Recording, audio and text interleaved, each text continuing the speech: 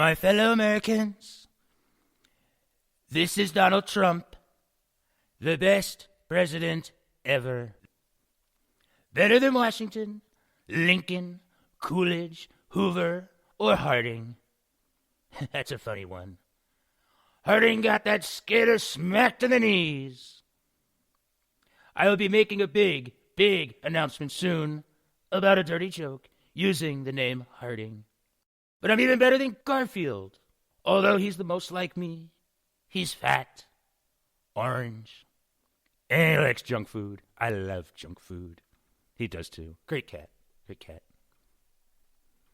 Today's announcement is my biggest announcement ever. I have put my name on hotels, resorts, and golf courses all over the world. And they are great. And the best ones anywhere. They've been a huge success. But none of that compared to the success of my NFT cards. Due to their success, I am now offering, for the first time, a genuine, original replica of a deck of cards from my old Taj Mahal casino, which should still be under my name, but what can you do? I only have 3 decks in stock due to the printing press in the basement breaking down, so you'll want to jump on the chance to own this rare piece of casino history. This unique deck can be yours for only $499.95. Now, with the purchase of 1 deck, the best deck in America, believe me, you will be entered into a drawing to win dinner and a round of golf with me at my international golf links in Scotland. If you buy 2, I'll spring for dinner. Why not? If you buy all 3, I'll even pay your airfare. Where can you find another deal like that? Nowhere. You can't. For my working class fans, I'm also offering, for the first time, my own line of light bulbs. The brightest ones ever. Certainly brighter than that dim bulb Joe Biden, right? Remember, DJT is better than GE. Let's face it, General Electric wasn't even a real general. It was fake news. It's sad.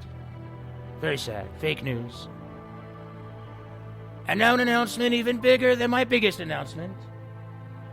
In the spring, I will be introducing my own line of breakfast cereals.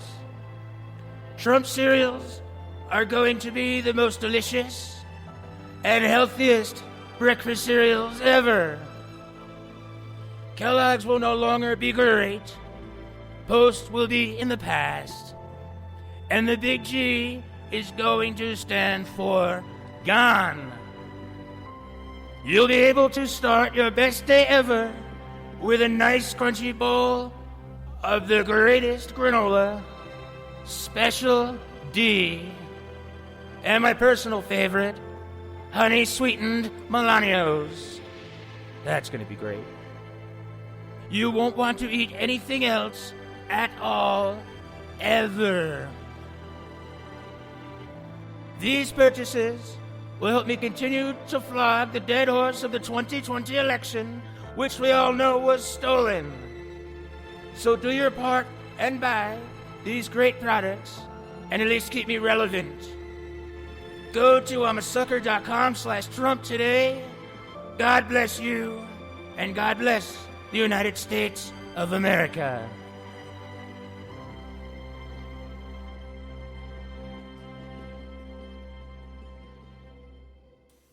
Tonight on Counterculture Wise, Phrytzie and Max report from Davos, and we introduce the newest products from the CCW Labs. We're going to check in with Florida Man, plus all the other segments you know and love.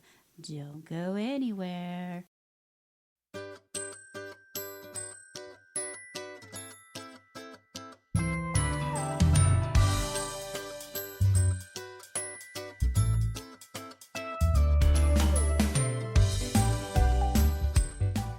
Welcome to Counterculture Wise, a Stormcap production.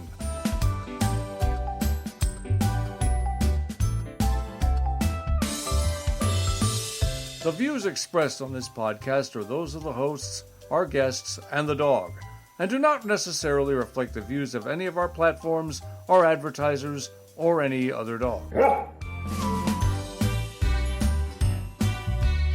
As you listen today, please remember, we are so much more than a podcast.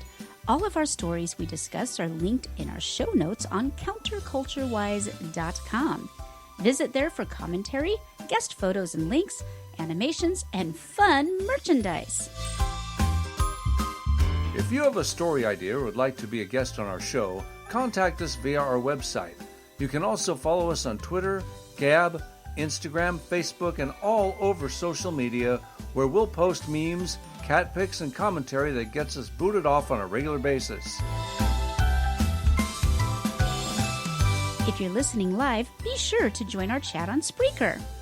If you're listening dead, please stop voting Democrat, but enjoy the show anyway.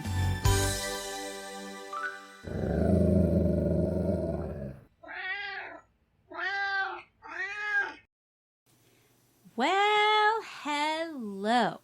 And do we have a show for you today? We have so many things to talk about and some big, big life-changing decisions that got made just a couple of hours ago. Welcome to Counterculture Wise. I hope you're having an amazing Sunday. We are so far.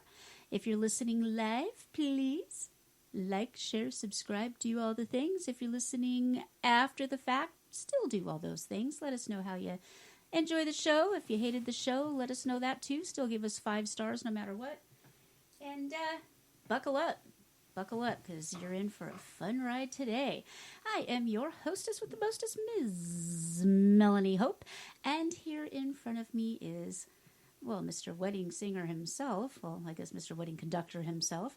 My best friend, just so happens to be my husband. And we are celebrating 13 years ago. We met on this very day. So lots to talk about today. And of course, he's also my sweet babu, Mr. James Monis. Hey, there they are. Hi, everybody. Hi. Autographs after the show. I got work to do here. He's got work to do. I think that some people just tune in to hear your voice. You just have the sweetest voice. Aw. I thought that the first day I met. We'll talk about that in a few minutes. But anyway, I have the obligatory joke. So what is a pig's favorite karate movie? I'm almost afraid to find out, but what is a pig's favorite karate movie? The Pork Chop. Ha! Ha! Ha! Ha! Ha! Babu. That's worse than your normal babu I know. jokes. I was hoping you have the wah video.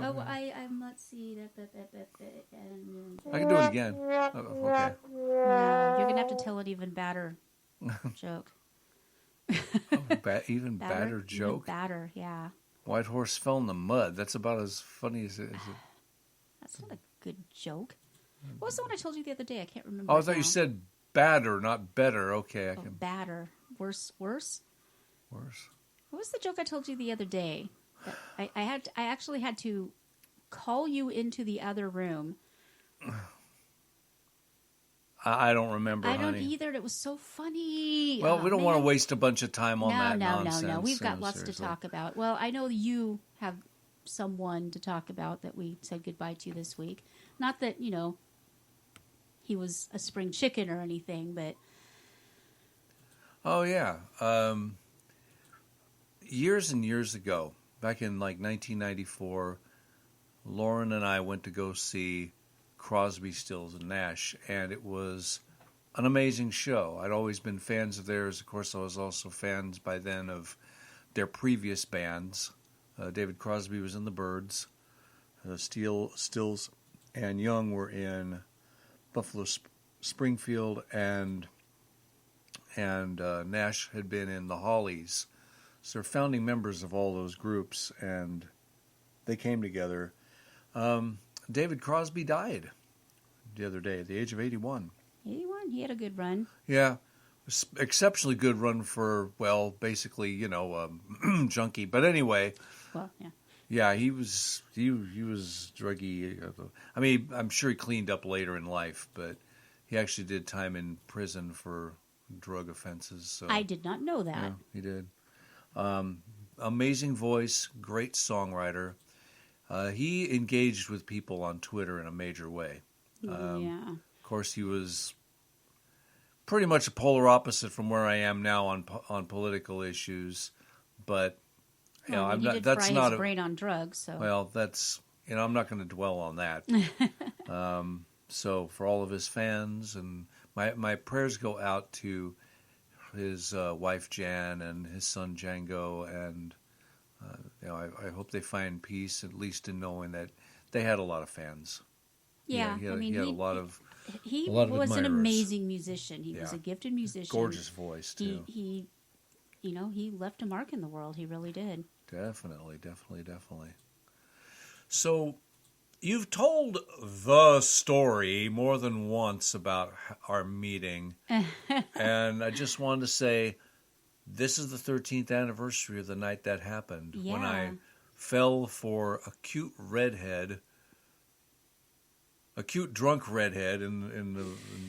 I wasn't cute though. When you met me, I honestly cannot conceive of what you saw in me, but you saw something, because I wasn't even a hot mess. I was just a flat out mess. I mean, it was a harsh night. Yeah. And I mean, I know I didn't look my best and smell my best. The following night you did, but that's another story. I did finally get a shower and actually put on. She some, really hottied up for Valentine's Day after that. But that's anybody who's listened into us knows the story. Yeah. But it's just one of those things. I just knew you did. That I mean, it was going to be instant. I've never had a guy that there were no barriers at all. There was no unsureness. There was no. I was much more confident that evening than I am most nights. I don't know. Yeah, you were very suave and deboner. I was don't think I've ever seen you that just. I don't know. You saw something you wanted and you went for it. I mean. Yep. Well, that was actually God working, but I didn't know it at the time. You didn't know it at the time. She very nicely told the entire church today.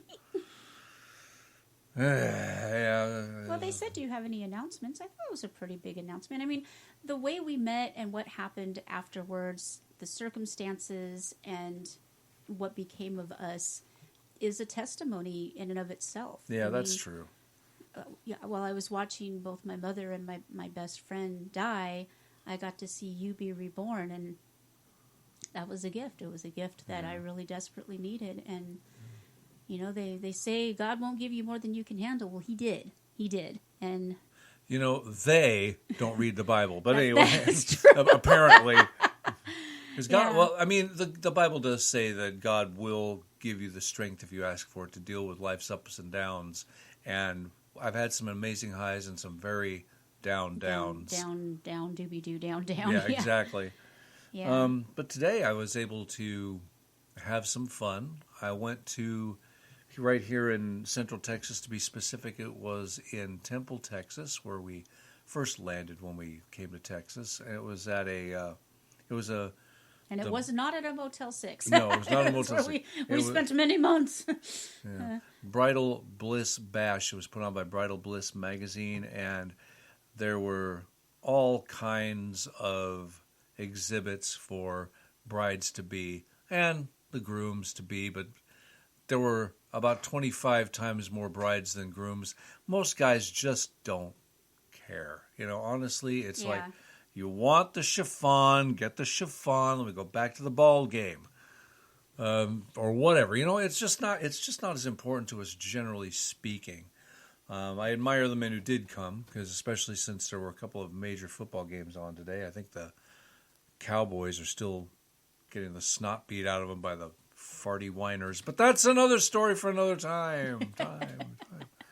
But no, I got to meet a lot of people. We got a bunch of referrals for Texas Wedding Ministries, and I took home a few extra brochures to, when we go to coffee shops or whatever, we stick our business cards on the cork board. I'll just put a couple of those on the cork board too. Well, there you go. Why not?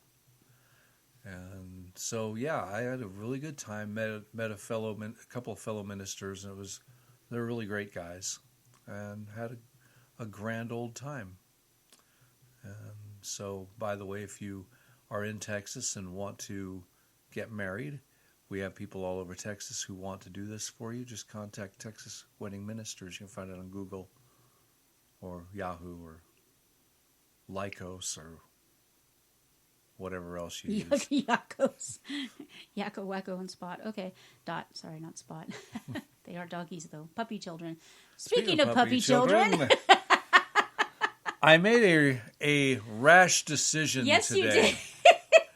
Now, right, as you know, before we talk about the rash decision that we made today, we need to talk about the rash decision that led us to not Susie. Okay, so yeah, most of you know we acquired a puppy, and her name was Suzaku. That's the name she came with. And so when I first met the dog, I did not know that our neighbors had a dog because I'd never seen her outside. And that is because that dog was locked up inside 12 to 14 hours a day. And when I first met her, she was 16 weeks old and had not been potty trained, leash trained, nothing. Total, complete, absolute spaz. They did nothing with this poor dog. And it turns out the guy that lived there, his girlfriend lived a county away. Yeah. And so he was spending more time there than here. So the dog, he would just bring her to work and throw her in the cabin and go off and go to work and whatnot. And every now and then somebody else who worked for the company, might stop and walk her or something. But for the most part, she spent all day, every day alone. And after he moved out, I actually saw the place. It was disgusting. I mean, just imagine an untrained puppy home alone 12 to 14 hours a day by herself. Basically a trailer. Yeah. Yeah. And just I can't even describe. Anyway. So the dog bad. comes bouncing out at me, and I didn't even know he had a puppy. And she was a bigger puppy. I mean, she was 16 weeks, and she's a little heeler lab mix, little stubby tail, tiny little patch of white on her chest, and one white paw. All the rest of her nice shiny black, like comic book black, so shiny she's almost blue. Like Superman's hair. Black. Yeah, very very black, very sleek, and just a complete spaz. I mean, just all over the place. And he told me her name was Susie, and where he got the name was that he is a big burly guy who works in construction. And that was the joke name that his coworkers give him. They call him Susie. So he named his dog his nickname. And my immediate thought was, what a stupid name. Well, Susie, like I said, not leash trained, not potty trained, didn't know her name, didn't come when you called her, spazzed out, jumped all over you, wasn't aggressive, but didn't know not to bite. I mean, just a bad dog. Nobody trained her. She had no socialization whatsoever. So me being the dumb that I am, I said, "Oh, if you don't have time for her during the day, I'll take her." What I meant was, I'll babysit her. I'll take her for walks, whatnot. I mean, he lives right behind us. What he heard was, "I'm dropping off the dog in a bag of dog food, and you'll never see me again." So I guess we have a dog now, and she's 9 months now. So I will say that she was potty trained in a very flash. Quickly. That much I will say. So I'm very proud of that. And so I thought, okay, well, she's a bright dog. She, we can work with this. But I don't know what's going on with this dog. I was going crazy because it would not come to her name. It was like her name was a swear word. In fact, she would most often run in the opposite direction.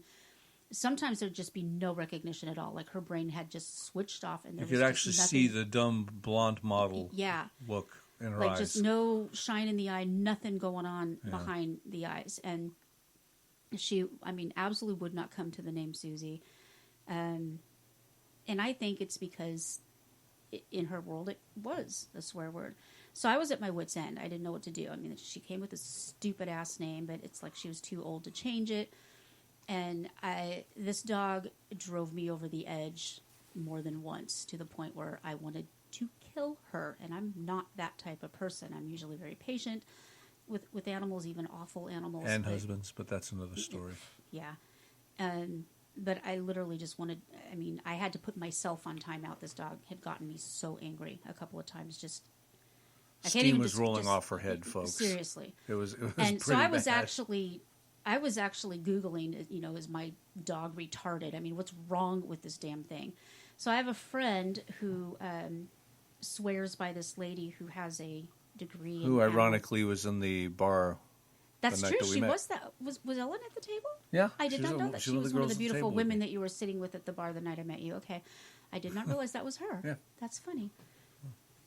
Anyway, she rescues a lot of animals. And so we had been talking back and forth. And she recommended this lady who is an animal behavior specialist. So she has the degree and she has all the experience. But she also is I guess, dog psychic, which I don't buy into the woo-woo. That's not my gig. So I didn't buy any of that.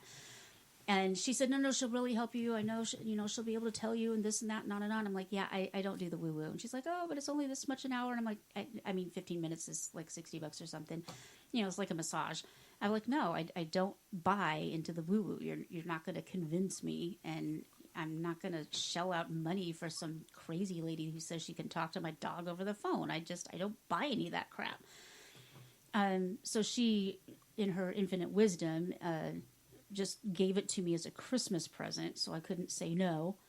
And so I went online and I looked up this lady's creds, and she actually does have credentials as far as animal behaviorist training, working with animals. So that side I can get behind. The woo-woo can talk to I don't buy any of that crap. Jim buys into that a little bit. It's not my gig. I don't believe in I buy ghosts. into it, but I'm very cautious about it because I don't believe in ghosts. It really I don't goes believe into in- dangerous spiritual territory Yeah. if you're talking to a psychic who is not also a Christian. See, even that I know. I'm just saying I don't believe that's in any of that stuff. So Yeah. my mom was all over that stuff. She loved that stuff. In fact, my mom, when I was growing up, my mom honestly believed that if I believed that I could move things with my mind, that I would make it happen. So I remember 5, 6 years old. Every night, she'd come and she'd read me my book and she'd tuck me in and she'd tell me she loved me. And then she'd say, okay, close your eyes and hold out your hands and make your teddy bear float to you. And I'd have to say, come to me.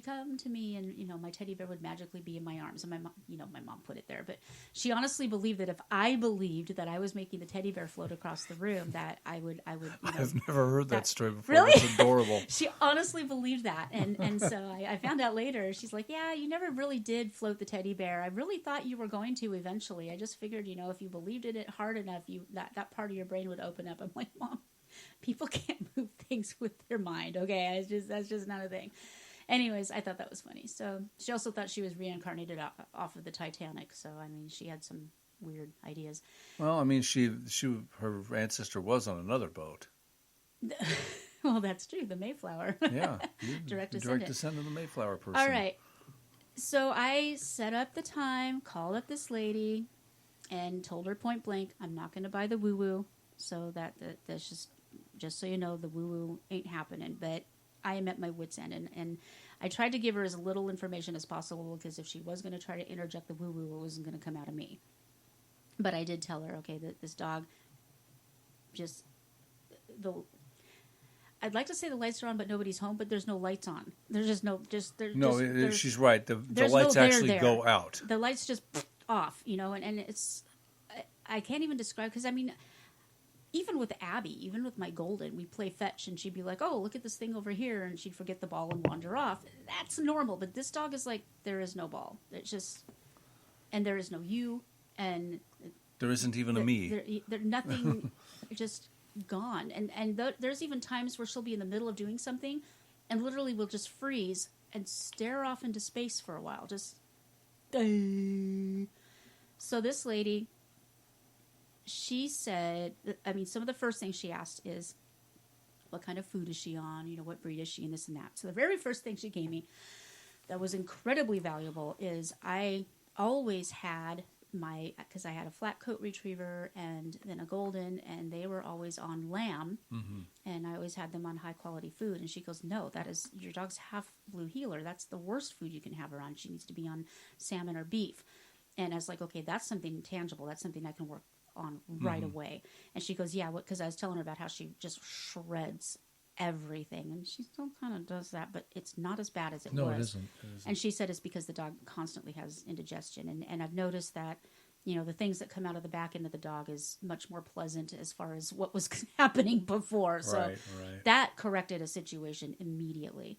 And she gave me a few other things to consider. She said she was probably part of a large litter. She might have been in what we call a log jam, where she did indeed have lack of oxygen long enough, and then she did a little woo-woo, and she said, you know, I got the sense that when she came out, she took a big breath and was like, okay, I made it, which kind of says that she may indeed have brain damage. So I don't know what about the woo-woo side, but it does make sense that she may. She said she's very, very high functioning. She's not stupid. Definitely not stupid. But she said that you may have to treat her as if she's an autistic child. And that I can do. I mean, I have autistic students. That instantly, without any of the woo-woo stuff, that instantly gave me some insight into how to work with her. And so I said, okay, well, what about when her brain just completely turns off? And I mean, I'm at my wit's end. What do I do? And she goes, really, the only thing you can do in that moment is pray.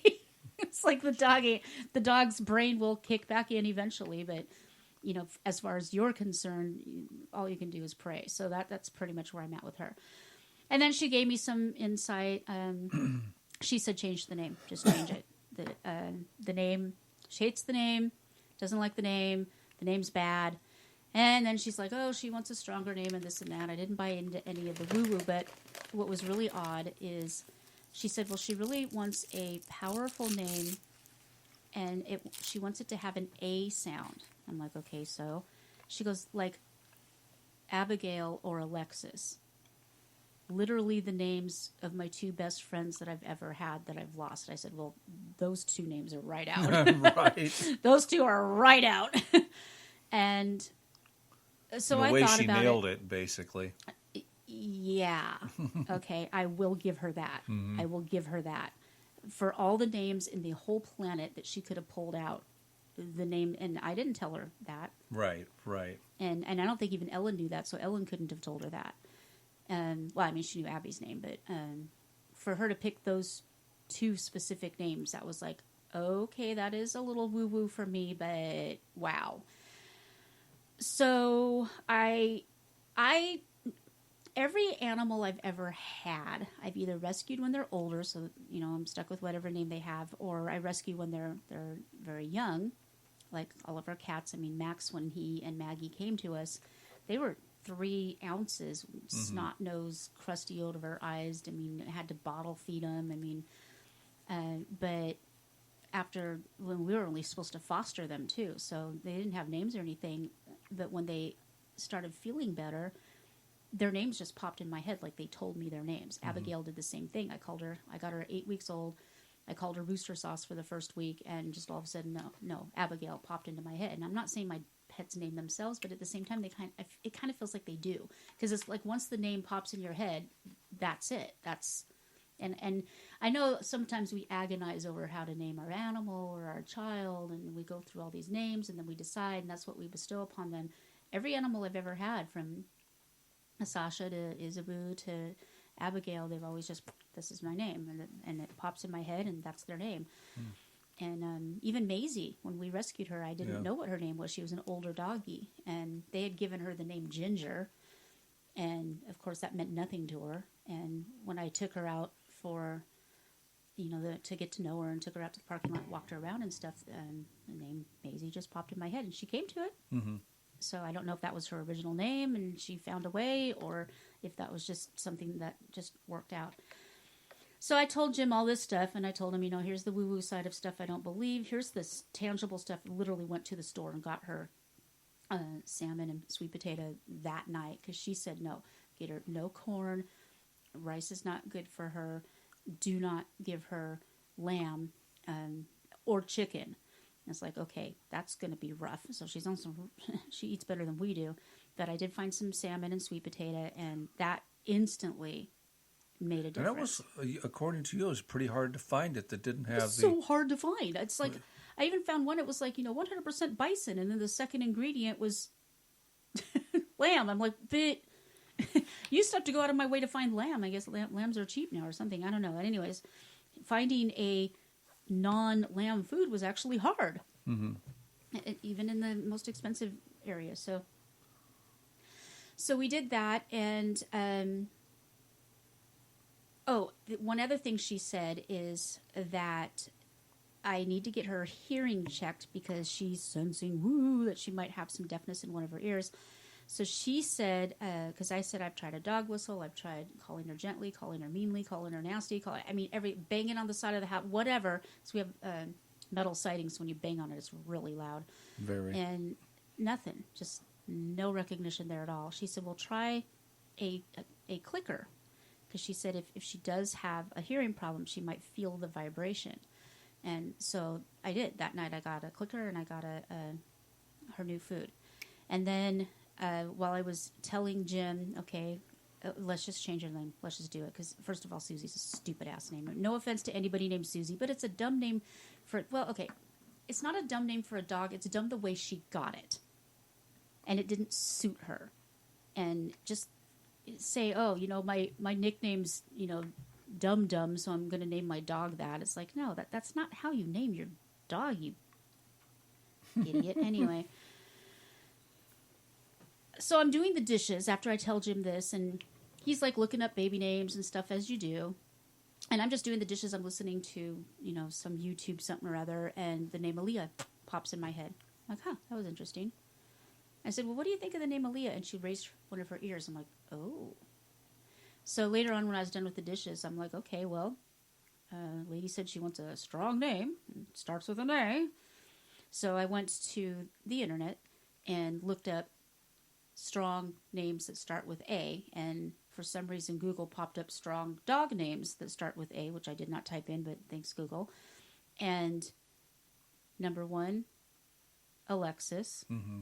Number 2, Abigail. Naturally. Number 3, Aaliyah. Actually, no, Aaliyah was number 3. 2 and 3 were Abigail and Alexis. So Aaliyah was number 1. And I'm like, oh, well then, okay. And I came in, what do you think of Aaliyah? And she actually made eye contact. And so that was an instantaneous holy crap. So Jim and I were both like, okay, it's a weird name. And it's like, I don't know where that even came from. I was joking, well, the song, Aaliyah. And he thought, oh, haha, that's very funny. But I took her out that night with some treats, and, we let her go to the end of the leash, and then I would call that name, and she comes to it. She comes to it, and it's only been a week. So we do not have a Susie Q. We have an Aaliyah, and we spell it A-A-L-I-Y-A-H. Just like the R&B singer. Yes. Yeah. And, she's a pretty black doggy, so I think that works. I think it's a pretty name. We it fits continue her. to have some behavioral issues with our dog. She's very high energy, and she is still a pup. She's only 9 months old. Right. And now that I know she's a special needs pup, I'm able to give her a lot of grace. Mm-hmm. But I think, or at least I've been thinking, that one of the issues is since we do live out in the middle of no dang where, and all she sees on a daily basis is me, Jim, and the cows, we do take her to the park as often as we can. When the weather's decent enough, we take her to the dog park and let her roll around. She's not aggressive. She's good with other dogs her size. And she just loves to play with other dogs. And so I said, well, maybe we should consider the possibility of getting a second dog just so that she's not stomping all over the cat, trying to play with the cat. Because Max is hurting, man. Yeah. That dog stomps on him. She tramples that poor cat, so we don't want the poor guy. I mean, he had a paw issue all last week because she stomped on him so hard. And I don't think she's trying to hurt him. It's just I don't think she realizes she's a good 45 pounds now. She's not a little thing anymore. And Jim said, no, we're not getting another dog. Are you insane? And then just out of the blue on Facebook. I don't even know what I was looking for or whatever, but somebody said that was it Facebook? It might have been Neighbors, or that At Home, or the Next Door, whatever the heck it's called. They had a oopsie litter of half lab, half healer pups. I'm like, that's exactly what Susie is. How odd. So my first thought is, well, maybe they were the breeder that she came from, but that's not the case because they didn't mean to make that cross. Apparently, Mom and Dad got together while they were at the grocery store. From the story is, and she was not supposed to be. She was not supposed to be in her cycle at that time. So, and rehoming fee, blah blah blah. Both the healer dad and the black lab mom are both AKC, but the crossbreed is not. But so, I mean, they're good stock, and they live on a farm literally a minute away from where we live, just right around the corner. Also with cats and turkeys poultry and yeah, all kinds of things. They sell eggs. So eggs from them. I said, hey, Jim, don't kill me, but why don't we just, I don't know, go see. Right. Because these puppies are 9 weeks old, and so they're pretty small. And they had 2 females left because I only wanted a female. And so we packed up Aaliyah and went out there, about 2 hours before the show? Yeah, it was right after I got home from the wedding event. And let them play with each other. And I was on the fence. So I had not made a decision. I just... my idea was that I wanted to talk to a professional breeder who had experience with this particular cross and see if I could find out anything about Aaliyah, because I don't know doodly about blue healers. And he did give me some really good insight. And very nice now fellow. I understand that it's not just her wanting to rip and shred every piece of paper and Kleenex she can find. That's actually a breed trait. That's part of what they do. And so... as they're playing around with the puppies and everything, Jim's like, okay, let's do this. I'm like, wait, what? No, what? But she skipped one part. About a week before we talked to the dog expert, the dog had escaped, and I was in the middle of preparing for this very show, and Melanie walks in and says, the dog escaped. I said, yeah, okay. Yeah, didn't care. I just, by this point, I was fed up. Wolves or buffalo, so or I don't care. We went looking for her, and I walked off by myself, and I prayed, God, if this dog is meant to stay with us, please have her in the house when I get back. A couple minutes later, I was back at the house. She was there. I decided to use this method again because I was on the fence, kind of leaning towards getting the dog because I thought Aaliyah would like a companion. And I asked, what is your fee? And they said $100, and I was pretty much out. So, yeah, okay. And I did the same thing. I said, God, if you want us to take home one of these puppies, I want one to run right up to me. I opened my eyes. It had nowhere to just run to me. It was at my feet going, hi, Dad. All right. I mean, for all we talk about not believing in psychics and all that nonsense, well... okay, and that was the one that kept coming up to me over and over again. So and we knew really because they were dog. rolling around in the ground and getting duck and turkey crap all over them, and they were soaking wet, and were jumping in and out of an old pool and an old kiddie pool. And this is the one that was. I think we brought wettest. the right one home, but yeah, anyway. Yeah, we did. Okay. She's passed out at my feet right now, and there's a reason for that because these dogs got along fantastic. Yeah, and Aaliyah's still a little gruff. She's, considerably bigger than the puppy, and she's rough. But she only made the puppy squeal once. Puppy loves her, is all over her, biting her ears. And they're playing tug of war already with the dog toys. That is exactly what I wanted, because when we went to a church function, another person who has a chocolate lab, they brought their dog, and I was like, oh, I'm so excited. They'll play with each other, this and that. Chocolate Lab, not interested at all. Didn't. He wanted to steal her toy, and that's about it. But she loves tug of war. That's her favorite thing in the whole wide world. This dog will yank your arms off. She will play tug of war forever and ever. Favorite toy in the world? A piece of rope from Lowe's. the hardware store. Yeah. Just go to Lowe's, pay $3 for a piece of rope, tie it on either end. Favorite toy in the whole wide world. So when the puppy picked up a toy and she picked up the other side and they started, pulling on it. Oh my gosh, my heart just exploded. It was so cute. So, yeah, we are a 2-dog household now. And still a 2-cat household. Max has been on his perch just... I can see the look in his eyes. It's, he observes everything with wry amusement. It's like, oh, here we go again. I haven't seen Phrytzie. Which is funny because the woo-woo lady said that she only does one reading at a time, but right. Max was actually in my lap while she was talking. And she goes, well, the orange cat finds Aaliyah interesting. He says she's entertaining.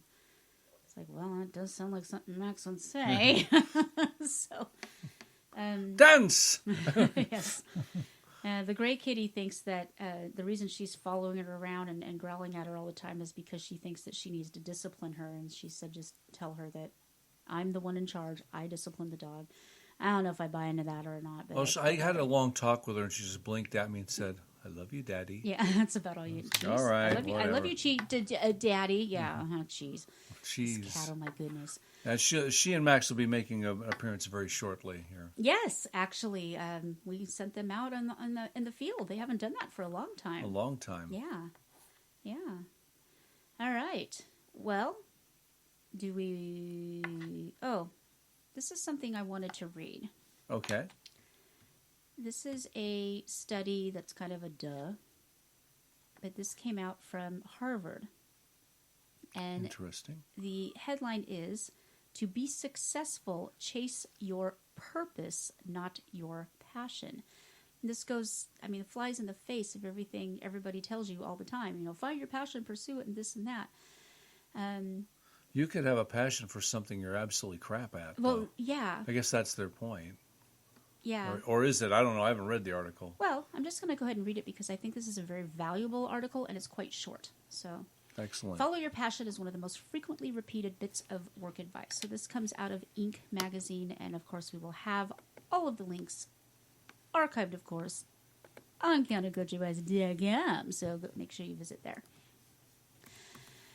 Follow your passion is one of the most frequently repeated bits of work advice. It's also one of the most frequently criticized, and for good reason. Experts suggest that, for most of us, hard work makes us passionate for a field rather than the other way around. We develop passion for what we do over time rather than starting out with clear defined passion for a particular career path. This, I can say, is true. I never had a passion for teaching. I certainly didn't have a passion for math. And yet I find that this is my passion. Teaching these kids has been the most rewarding thing I've ever done. And that came after the work. But if passion is a trailing indicator that you found the right field for you, that still leaves those at the start of their careers with a tough question. If you don't follow your passion, how do you choose a career? A new Harvard Business Review post from Harvard Business School professor John, this looks like one of your names, Jakimowitz, Jingleheimer Schmidt, offers a simple research-backed reply. Focus less on what makes you feel passionate and more on what you truly care about. Now, how do we separate those two? Why purpose beats passion? When we think about passion, we think about the joy you get when you're rocking out with your garage band, indulging in a beloved hobby, or volunteering to cuddle kittens at your local shelter. Those are all, of course, great things to do. But Jakimowicz insists happiness is a lousy career guide, and his research proves it. In one study of several hundred employees, he notes, we found that those who believed pursuing passion meant following what brings one joy were less likely to be successful in their pursuit of passion and were more likely to quit their job 9 months down the line. Chasing passion, in other words, tends to make you less satisfied at work because, no huge shocker here, work is often difficult, draining, and even boring. So you are doomed to simply take whatever job you can. So are you doomed to simply take whatever job you can that pays the bills? Well, no. All you need to do is substitute purpose for passion when considering your path. Instead of asking what makes you happy and following your passion, instead ask yourself what you care deeply about. By focusing on purpose, you align your work with your deepest values and also relieve yourself of the expectation that the long slog of a career will be all or even mostly happiness and sunshine. Purpose gives you the resilience to succeed. Again, Jacomowitz has researched to back up his claim that chasing purpose will make you more successful than chasing passion.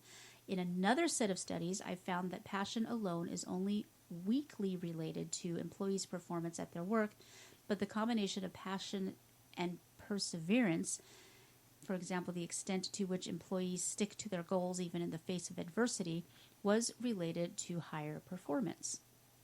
A well-rooted sense of purpose, in other words, gives you way more resilience than passion alone ever could. It makes sense. Mm-hmm. And that resilience is what is likely to make you successful over the long haul. And apparently there are many more studies to back this up. Wow. So if you're at the start of your career or you're contemplating a career change, stop trying to follow your passion to do the right job for you and instead ask yourself this simple question: what do I truly care about? Purpose is far better a career compass than joy. So how about joy that? Joy comes after. Yeah, I thought that was very valuable, so I wanted to share that with our listeners. Well, thank you. Yes. All right, now you know all of our dirty laundry, our dirty dogs, and a little bit about passion. You want to check in at Davos and see what happened? Yeah, there? let's roll the tape.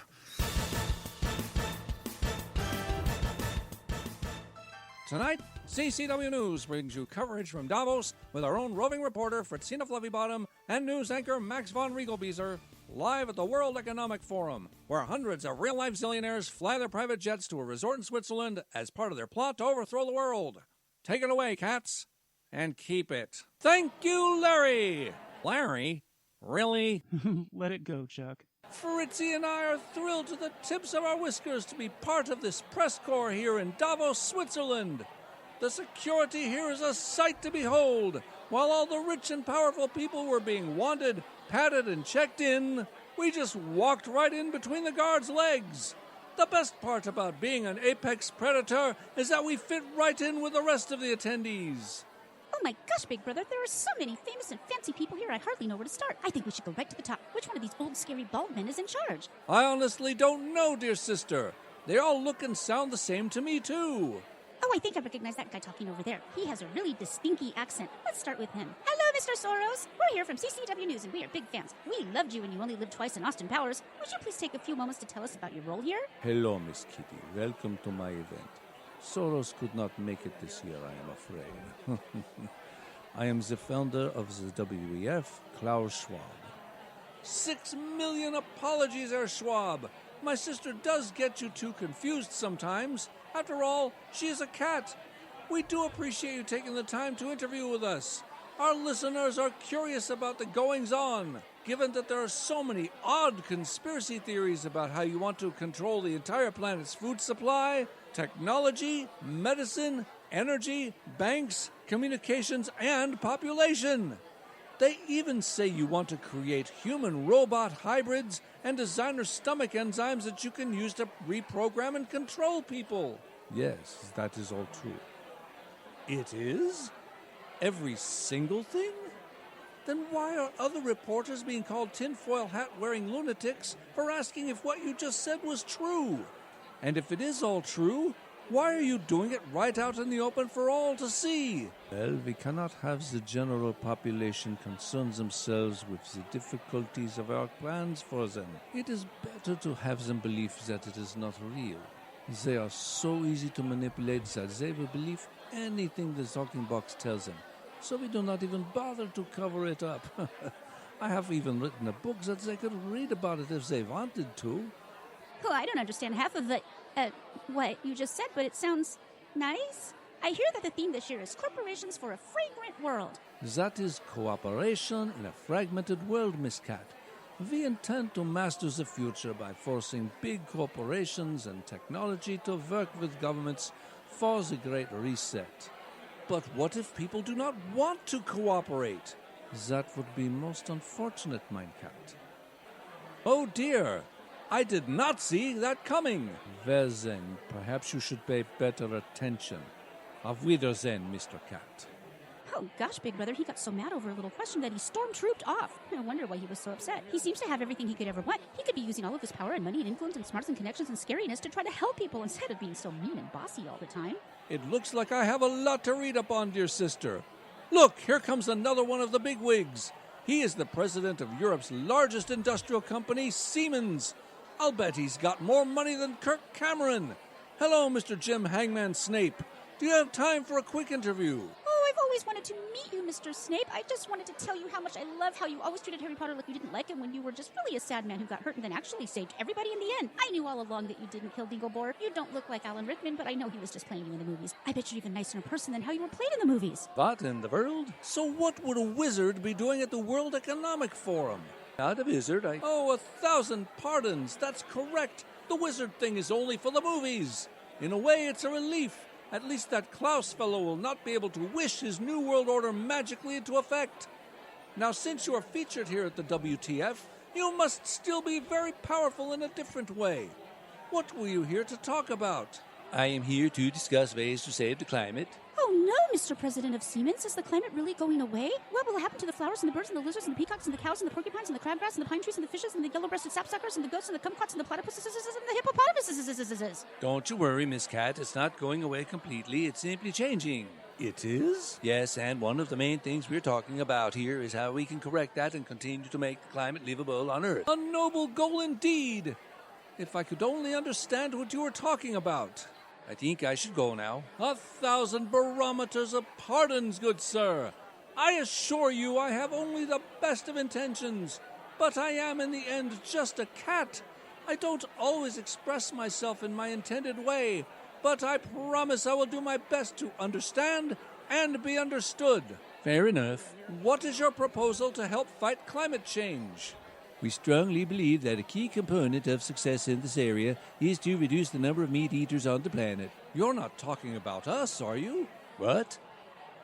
Oh no, we are strictly talking about the humans. Wow, that's a relief. I don't know what I would do if I couldn't eat chicken or fish or mutton or venison or rabbit or mice or canaries or cheeseburgers or steaks or chili con carne or clam chowder or beef stew or pork chops or ham hocks or buffalo wings or ceviche or pot stickers or sushi or shark or meatballs or beefy mac or BLTs or bison or... But please, you're making me hungry. And what do you suggest as alternatives? Well, Mr. Cat, until we can create new proteins, we suggest such sources as algae, seaweed, cacti, and the bugs. And how many people do you suggest should change from bacon-wrapped sirloin to braised aloe vera with ladybug butter? 5 dozen? A few thousand? Just 1 billion. 1 billion? Why, that's even bigger than the population of Ohio. A very lofty goal indeed. And are you volunteering to be one of those billion? Of course. I already am a vegetarian. Well, that would explain why you're so small, good sir. That leaves me with another pressing question, sir. Is your company name Siemens indicative of another alternative protein source? Screw this! I'm out of here! He must be on his way to a fine roasted ragweed and roach dinner. Oh, look, Big Brother, it's former Vice President Al Gore. Hi, Mr. Al Gore. Do you have time for a few questions for CCW News? Sure, Miss Cat. Mr. Gore, after you lost in 2000, you said the polar ice caps would be completely melted in 3 to 5 years, and when that didn't happen, in 2006, you bumped it to another 50 years in your inconvenient documentary, in which you also said that by 2016, children would have no idea what snow was. Then in 2017, you made your inconvenient sequel, in which you promised mass starvation due to crop failures in China. Much like the esteemed Dr. Fauci, whom I have also interviewed, I cannot help but admire a man who can tell such whoppers and still have a following. Screw this. I'm out of here. I didn't even get to ask him an inconvenient question. Oh well. Hey, Big Brother, here comes another nice man that didn't become president. Mr. Carey, down here. You said you think using fossil fuels is bad for us. Does that mean your airplane runs on your wife's ketchup? Screw this. I'm out of here. Well, that wasn't very nice. How about this man in a sweatshirt who keeps asking everybody for money? I thought the panhandlers were supposed to be outside. Oh, dear sister, you should recognize the president of Ukraine. He interviewed with me just last year. Ah, yes, Mr. Zelensky. You say you oppose authoritarian governments. So when do you plan to step down? Screw this. I am out of here. We will continue to monitor the goings-on of the Axis of Evil, World Economic Forum. I'm Chuck U. Farley for CCW News. Good night, and may God help us.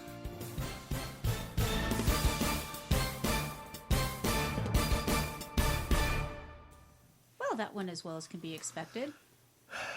I think the two cats are probably the smartest people in the room for all their alleged brains. And I don't know. They certainly know how to get under people's skin. That's true. That's true. I don't know.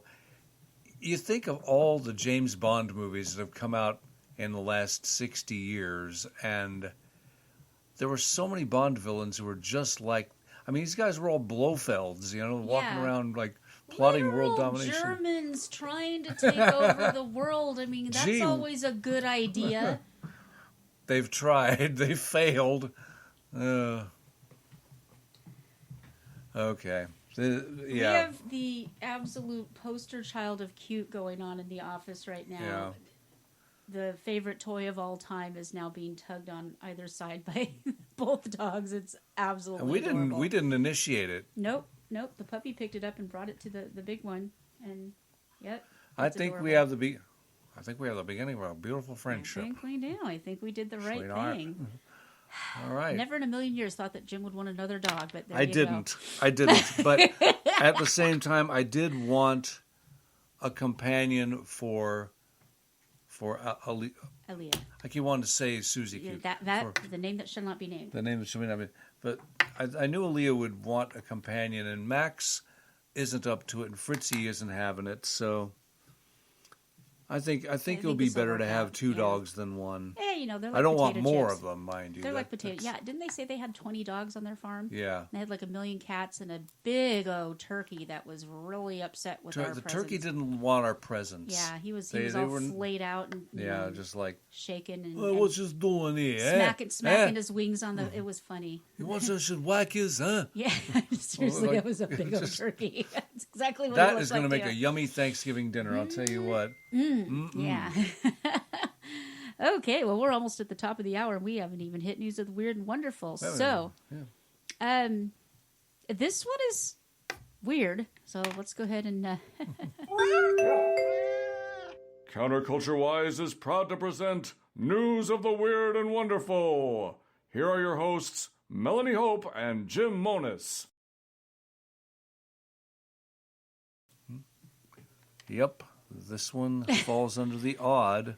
Yeah, this comes out of Utah. I just want to share this story in a specific way. Okay. This is an obituary of a man who they're talking about. They gave him a glowing obituary. So he's a Utah man, 42 years old, and recently passed away. It's pretty young. So let's hear about this guy. He achieved the rank of Eagle Scout. There's lots of pictures of him and his beautiful family. Spent the summer after graduation working in Alaska in a fish processing plant. His leadership skills, values of honest hard work, and determination quickly led him to be a line manager and over a crew of 10 to 12 men. This is the obituary. And by the way, go ahead. Michael was called and served a full-time mission to Porto Alegre, South Brazil, for the Church of Jesus Christ of Latter-day Saints. He was said to have met his future wife during their time in Southern Utah University, where he was named the outstanding finance student. They were married in the St. George Temple in 2003. Together they welcomed 5 children into their family. They named all the children. Each of these children were truly a cherished miracle to them. Michael made it a point to spend quality time with each and every one of his children. He enjoyed making memories with his family. It also said that he lived a life of service. Well, he did take time for each and every member of his family. Which I will explain in just a moment. I just want to interject one thing, and I'll let you finish the story. These photos, it looks like he's running for a Republican senator. These are the photos Utah. that come in the frame when you buy them. Meanwhile, a GoFundMe account was set up, and this is for real. I thought this was a joke, but they literally replaced his picture with a picture of Jesus. And it actually has made over $95,000. There's just one itsy-bitsy, teensy-weensy detail that they didn't what's mention wrong? in the What's obituary. the detail? Just weensy, tiny little detail. Don't keep me in suspense. What did he do or not He do? actually murdered his entire family. Oh. His wife, all the children, and his mother-in-law. Murdered them, gunned them down, went on a killing spree. The mother-in-law. So somebody was either getting paid by the word for this obituary. And then, you got a nice guy like me. When I kick when I kick off my immortal coil or shuffle off my bucket or however you do that. The rabbit kicked the bucket. The rabbit kicked the bucket. That's going to be basically my obituary. Yeah, he died. Yeah, meh. Next. Cue Highway to Hell. Yeah, exactly. I don't know. What a bizarre... But replacing his picture with Jesus, that's just weird. And Jesus, he wants to go to Venus. Leave on far behind. Yeah, so they actually, in case you think it's not real, they actually did post a picture of this obit, and... Insane. Wow, so this quite the opposite of sane. Kind of went kooky on Twitter. People found it, so... I guess rest in peace, his family, and roast in peace there, Michael. Weird. Speaking of up in flames. Ah, yes. A Tennessee mansion that went up in flames back in September is for sale, and the owners aren't holding anything back. Listed for nearing $1.5 million. Well, it was a gorgeous house. It was. Like an old plantation. Yeah, it columns, is. the whole bit. Yeah. The home on Winslow Road in Franklin was a total loss. It's being sold as is, according to Zillow. The mansion has been listed on Zillow for 3 days. The fire sale, so to speak, it is a fire sale, has already gotten nearly 110,000 views and 2,300 saves. Sold as is. Rare opportunity to own approximately 5 acres with 2 existing. That is sad. That is really sad. Because that is a gorgeous home, and oh man. On September 11th, a construction worker was inside the home and called 911 to report an explosion. The flames spread quickly and caused the roof to collapse before firefighters were able to get under control. The guest house wasn't touched by the fire. So you can be a guest in your own $1.5 million home. Okay. Read the listing below, or click here to see the original. Tragic total loss by fire of a classic mansion. Sold as is. Rare opportunity to own approximately 5 acres with 2 existing homes on this one site in Williamson County, 5 minutes from I-65. Guest home is included and was not touched by the fire. They actually include pictures of the fire itself on the Zillow. Yeah. That's hilarious. It's like, well, they just wanted to prove that it's true. It really was a fire there. They didn't just paint it up like that, et cetera, et cetera. But, Weird. Save tens of thousands of dollars and build any home of your dreams without Williamson County impact fees. Most fees waived. Hey, that's all right. Then. That's nice. It is really sad, though. Any home going up in flames is a horrible thing, but when you got a beautiful mansion like that, that's horrible to me. Yeah. Weird stuff. Especially when you were trying to sell it and probably needed the dough. Yeah. Okay. This isn't wonderful, and I'm not celebrating this, but we did report on this before. I'm not really sure where to put this. It's more like why we can't have nice things, but... Kinda. But you've probably seen the videos. If not, you can head on over to counterculturewise.com. But this lady was walking her baby in a stroller, and this 17-year-old kid drove the wrong way down a one-way street and plowed into her, sending her flying ass over tea kettle and knocking over almost crunching the baby. Now, both of them survived. This, of course, was in California, which means he was immediately... He didn't even get a slap on the wrist. They fed him a bowl of cereal and sent him home. The California juvenile convicted of mowing down a mother walking her 8-month-old in a stroller in Los Angeles was supposed to appear in court on Thursday to ask for an early release. Where's the second half of it? So the surveillance video. Oh, I thought I had the second half. Oh, bugger. Okay, so let me find the other. I didn't have the second half. So, vamp, Jim, vamp. Oh, yes. I wasn't ready to vamp. Here we go. Vamp, vamp, vamp, vamp, vamp. Drop everything. Drop everything and come to our website. Thank you. Ouch. Thank you so much. Come to our website. Go to our shop. Buy our stuff. If you enjoy what you're hearing, I want this to be a situation where this is a major part of my career, what I do for a living and that kind of thing. The only way we can do this is if you guys who love our show spread the word, bring in more listeners, go to our store, donate. We love you, whether you can do it or not. If you can't, I understand.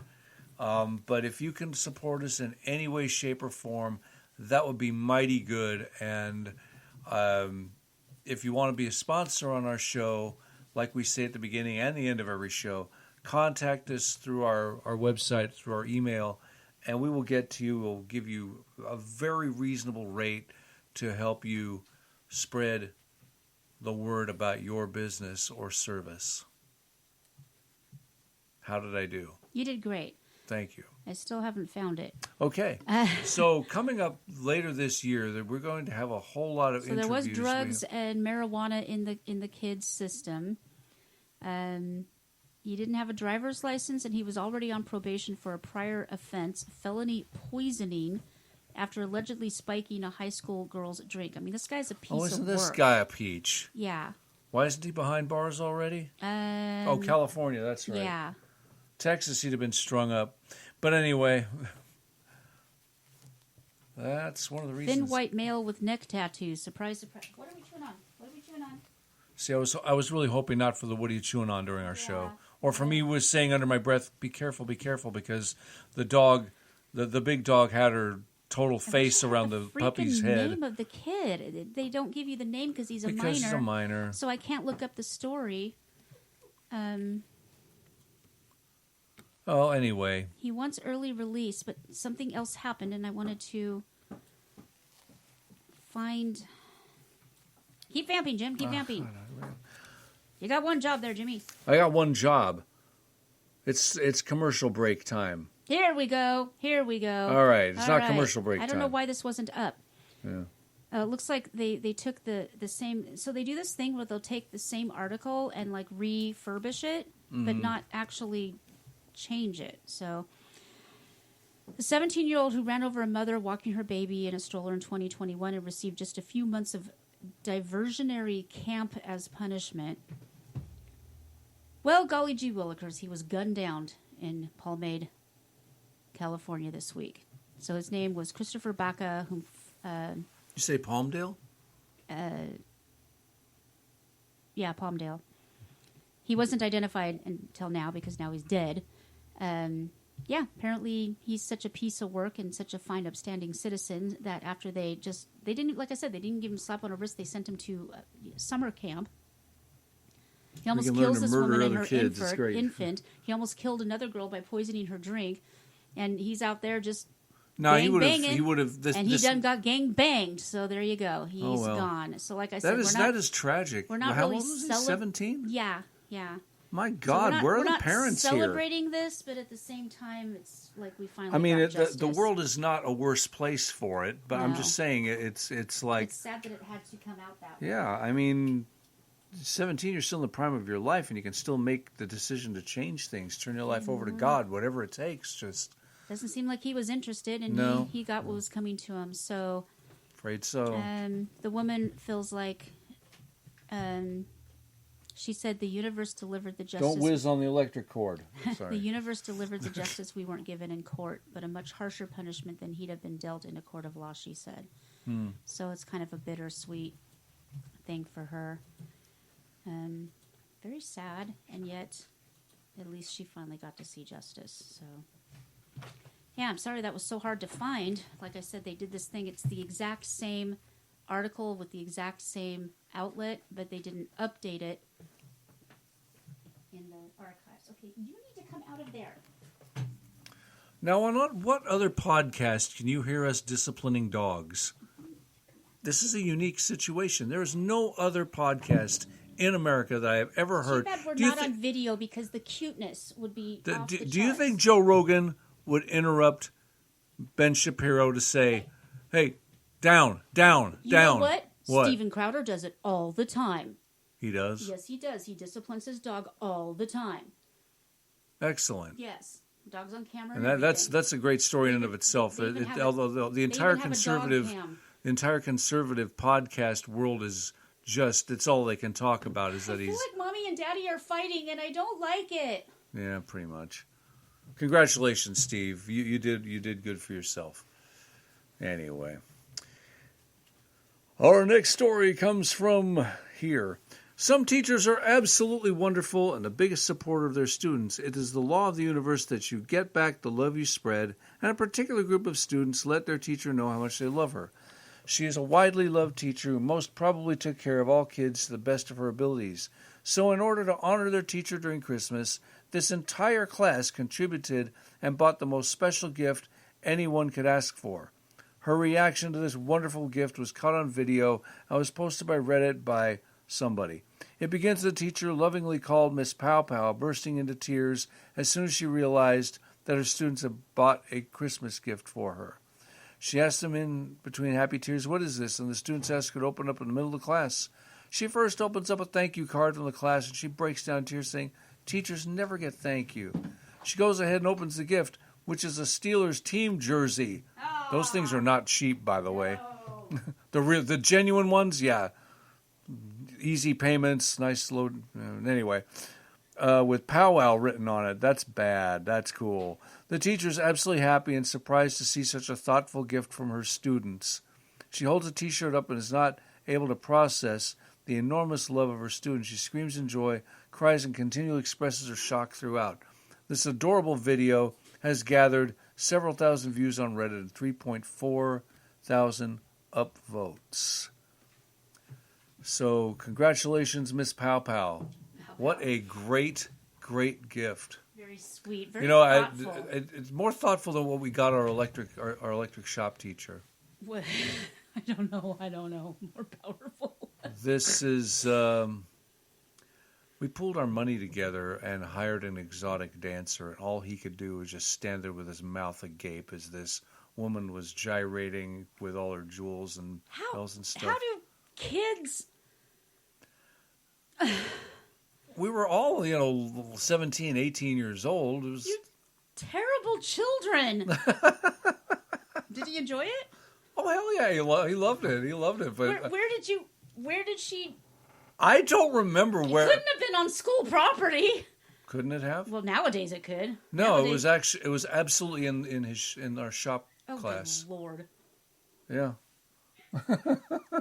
Good Lord, I cannot believe you did that and got away with it. Oh, yeah. You know what's funny is nowadays, if you were to hire a woman exotic dancer, and you would get expelled and thered be a big thing, but if it were a dude dressed as a woman, stunning and brave. Yeah. That's what they're doing right now. Lots of cunning stunts going on I over believe there. it's Facebook and TikTok. That's my dirty joke of the week. Facebook and TikTok ban, of course, nudity, right? So you're not allowed to show your breasts unless they're transgender breasts or you're non-binary. So now you can just pop out your boobs. Oh, by the way, I don't know what I am. Bum, bum, bum, bum. Yeah, and just say, oh, no, it's okay that you're seeing my big old flapjack, hanging down, nipples pointing every dang which way. I'm non-binary, and that's okay. It's like, no, how about we don't see anybody's boobs? At all ever. Just nobody's I boobs. do, because I'm a guy. But anyway. Yeah, but the thing is now you now, can I don't only know. see guy boobs. No, I don't want that. You can That's only boring. see guy boobs. Mine are boring. These the only exciting thing about my boobs is the tattoos on top of them. Or these poor women that are having theirs, removed. Yeah. It's like, I don't know. Oh, anyway, so sad. Didn't want to go too far off the all right, beaten one path. last story, then we'll pay a couple bills, and then we'll come back and, I don't know, let's do some Florida Man. I think we're past due for Florida Man. Yeah. I mean, I do have a new abnormal keyed up, but yeah, let's do some Florida Man. Sounds like fun. Okay. So one last story. This is a post that I ran across in Quora, and I just happened to hit it, and I love this story. It's pretty cool. So this happened in Montana. I'm on my way to my interview this morning when I get pulled over by a police officer. I am Native American, and my friend that was with me is black, just saying. Now, already you're thinking, crap. Oh, crap. Here we go again. Both brake lights decided to go out this time. As he walked to the car and I was pulling out my stuff, he quickly said, "Don't worry about pulling anything out. I just want you to know that your brake lights are out." So I'm immediately upset because I just got them replaced like last month. So I explained to him how Firestone wants to charge me $600 just to run a test on the wiring of the car. He looked at me like, "Huh?" and told me to pop the trunk. He checked the lights in the trunk and tapped them, but they didn't come on. So he told me to pop the hood to check the relay box and then asked me to get out to check the other one. Then worked on the wiring under the dash. And there's actually a photo of this cop on his hands and knees with his head under the dash. It's like guns and gloves and things sticking up, his ass in the air. It's hilarious. He could have easily given me a ticket, but Officer Jenkins stepped out of his car, out of his officer role, and into the mechanic's role and human role to make sure I was straight. And by the way, he fixed them. Now, that cop deserves a commendation and a raise. That's what cops used to be. I remember... Well, that's because it was in Montana. It wasn't in Atlanta where they just glare at you as they drove by. I remember one time it was pouring down rain, of course, because I lived in Washington State, and I had a flat tire. And I'm on the side of the road, and it was, an older car. So back then, you could replace the tires. Nowadays, they don't even give you a donut. They don't give you a jack, nothing. You're lucky if you get a can of spray. We don't even have that in the Kia. And cop pulled over, and I'm like, oh gosh, I'm going to be in trouble, and this and that. And he's like, no, I just wanted to make sure that you had enough light. And he parked his car sideways so that he could shine his light on me, and then came out and helped me change my tire. I was like, that's the way cops were supposed to be, All right. Well, folks, we're going to pay a couple of bills. We do have one new sponsor, by the way. Oh, we do have one new sponsor. Yeah. Well, we got to pay bills. We might as well pay them this way. Might as well pay them this way.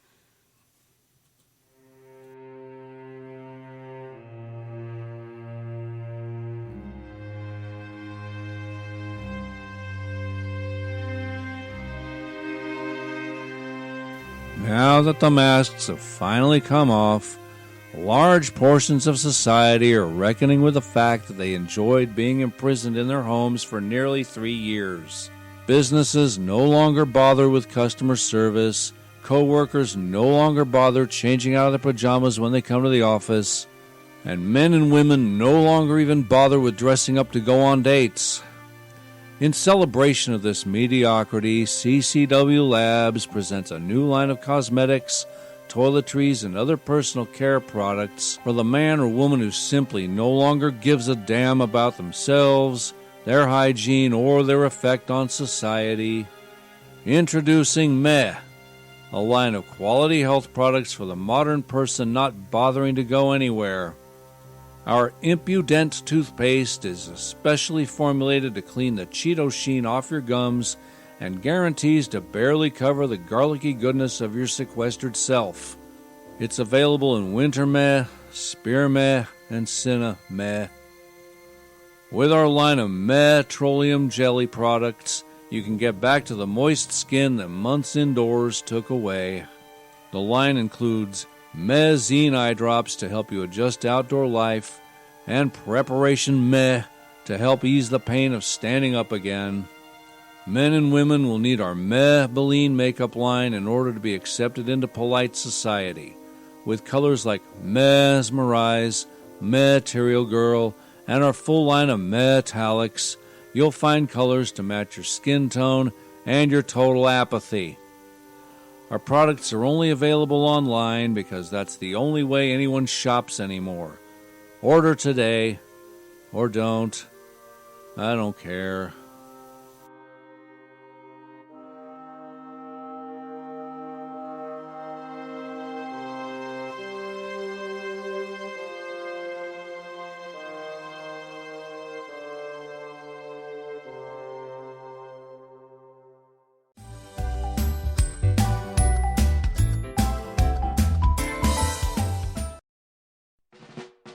Leaders, listen up. Do you feel like you can't get a dang thing done because of all the namsy-pamsy crybabies that want you to coddle their creativity? When you give orders, are you met with vacant stares only rivaled by a cocker spaniel? It's not them. It's you. You need to shape up or they'll ship you out. Read The Sniper's Guide to Leadership, and you'll become a more effective leader, communicator, and motivator. Forget SMART goals and learn SWIFT goals. Get The Sniper's Guide to Leadership in paperback, Kindle, and Nook. Today! When a disaster happens, are you ready? Do you have the supplies you need to keep you and your family safe and survive? The Zombie Outpost store in Wilmington, Ohio, at Cedar Creek Flea Market, stocks quality gear you need to be ready for the next emergency or even a camping trip. Visit zombieoutpoststore.com for location and hours. Check out our assortment of essentials you need when the next disaster happens. Go to zombieoutpoststore.com. Get 10% at checkout when you mention Counterculture-Wise Radio. Be ready and be prepared.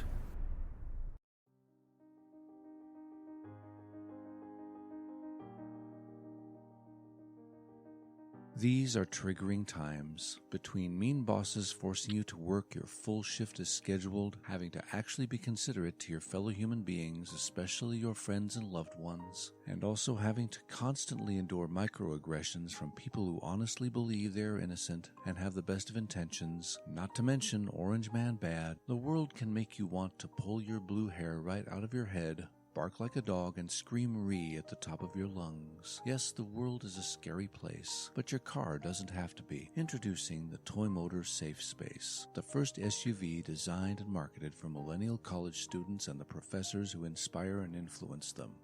With 23 cubic feet of storage space, you'll have plenty of room to store your picket signs, your crayons, your stuffed animals, and your emotional support iguana.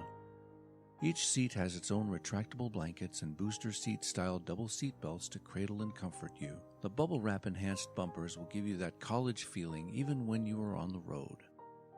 Additional safety and comfort features include our patented RE horn, allowing you to make your presence known without a toxic masculine blast, a state-of-the-art smart sound system that automatically blocks out conservative talk show hosts and country music, and of course, bad year tires, the tires that always veer left. This fine SUV is solar-powered, and when the sun isn't shining, your retractable blankets allow it to be wind-powered. It's a virtual Green New Deal on wheels. Our premier model is available in your choice of Lives Matter Black or Antifa Blood Red. Arrive at your mostly peaceful protests in style and comfort with the new Toy Motor Safe Space. Toy Motor, where do you think you're going? Hi, everybody. This is Phrytzie and Fluffy Bottom. Did you know that we have a Subscribe Star? We do! There are lots of fabulous extra things on there that you can't get anywhere else, like outtakes, new books, and extra videos. And you can sign up for as little as $1. Our entire show is funded by you, our loyal viewers. Please make sure you sign up today so that Mommy and Daddy can get me shiny new bells for my collar, extra feathery toys, yummy crumbly cat food bowls made just for kitty cats, more cow pillows for my couch, name brand albacore tuna, my own pink news desk, stuffed animals that look like me and my big brother Matt.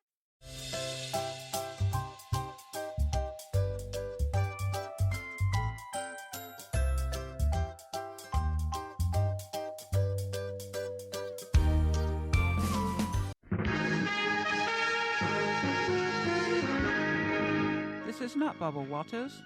It is no longer 2020. But this is your new abnormal. I think I probably have a much higher IQ than you do, I suspect. I went to law school on a full academic scholarship, the only one in my class to have a full academic scholarship. The first year in law school, I decided I didn't want to be in law school and ended up in the bottom two-thirds of my class, and then decided I wanted to stay, went back to law school, and in fact ended up in the top half of my class. I won the International Moot Court competition. I was the outstanding student in the political science department at the end of my year. I graduated with 3 degrees from undergraduate school and 165 credits, only need 123 credits, and I'd be delighted to sit down and compare my IQ to yours if you'd like, Frank. If I could say one thing, I think Biden now concedes he did not graduate in the top half of his law school class. that he does not have 3 degrees from college, and that he was not named Outstanding Political Science Student in college. Newsweek says Biden actually went to school on a half scholarship, ended up near the bottom of his class, and won only 1 degree, not 3. Joe Biden ranked 76th in a class of 85 at the University of Syracuse Law School. I mean, this guy comes off this whole thing as a flyweight. Now Biden says Newsweek is right. His memory had failed him.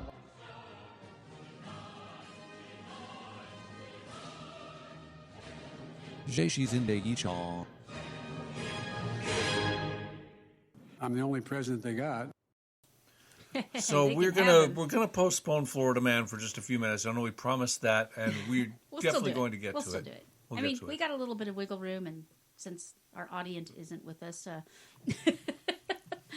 we'll take some time, play with the And dogs. congratulations to the San Francisco Farty Whiners for beating the Cowboys, you schmoes. So I have a fellow barefooter who was not intelligent enough to not enter a bet with his girlfriend, and apparently she's a shoddy who doesn't quite understand his lifestyle, and the bet is that for 24 hours he must wear both socks and shoes. So 24 hours including bedtime? I'm sure she's that cruel. If she's going to make somebody good. I mean, this guy goes to weddings. He works everything. He's like me. He never wears shoes. So yeah, I'm sure she's that awful. I'm sure she's going to make him. I told him because he does have and I do too. Shoes are tools, and if I'm out someplace where I know there's going to be goat's head spurs out there because those things are evil and nasty, and we have a whole bunch of them around our mailbox, I will wear like a flip-flop or something just to not get stabbed. Or if we're in a parking lot and it's a really hot day and the pavement's like crazy hot, or at the dog park for obvious reasons. And so I try to get the thinnest soles I can possibly get and as open as possible. So he has apparently a pair of what are those Crocs? Those god-awful, hideously ugly things, but I guess the holes make him feel better. That he uses when he's doing like shop work where you could actually cut off a toe or something. So I told him, well, you've already got that pair of shoes, so just toss on some fishnets and there you go, shoes and socks. You're welcome. And he's like, that doesn't count. So I'll be interested to see, because I told him pictures or it didn't happen. So I'll be interested to see what happens to my poor friend who just lost to the Farty Whiners. All right, speaking of losing in Texas. Now, I thought didn't we talk about this last week? About the Texas brewery? I know they were going to be hosting Kyle Rittenhouse. Yeah. Kyle Rittenhouse can't get a break right now, folks. No. The whiny anti-gun crazies are... No, the anti-free speech crazies. Those are the ones I'm ticked at. Well, yeah, there's that, because it's literally... But if you take away the guns, you can take away the right to speech. What are they going to do? Complain? Well, the Second Amendment is what protects the First Amendment. That was another way of what I said. Yeah. So, yeah, these... supposedly I do think we did talk about this. So this supposedly non-political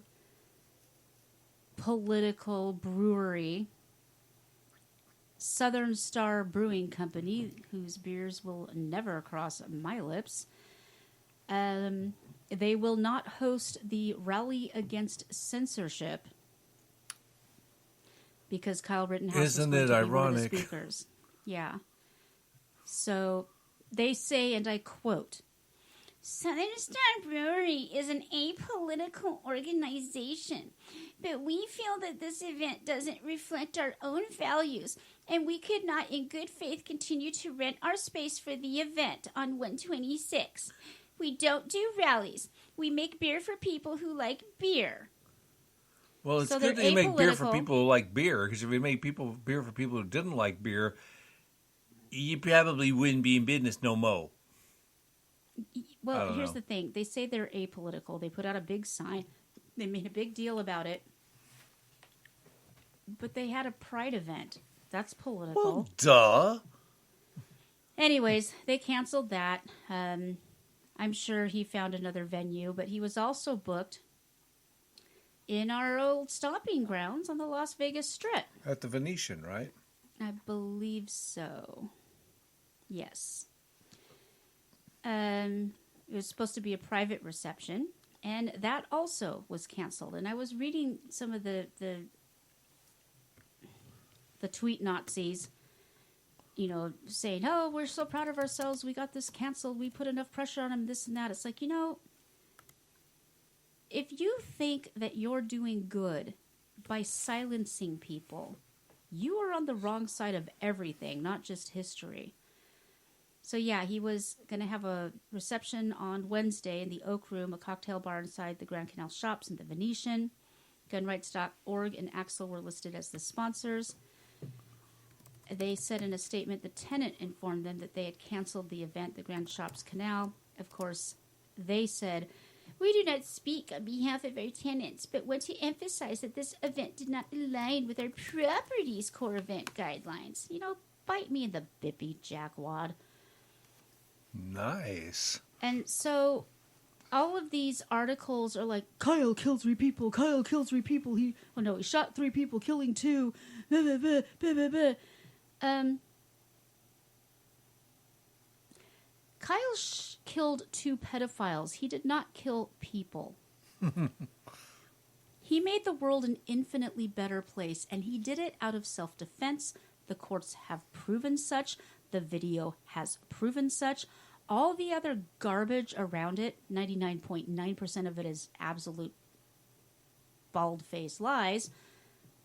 But the fact of the matter is, at the end of the day, Kyle protected himself against 2 pedos and made the world a better place. That just got us booted off of YouTube, and I don't care. Yeah.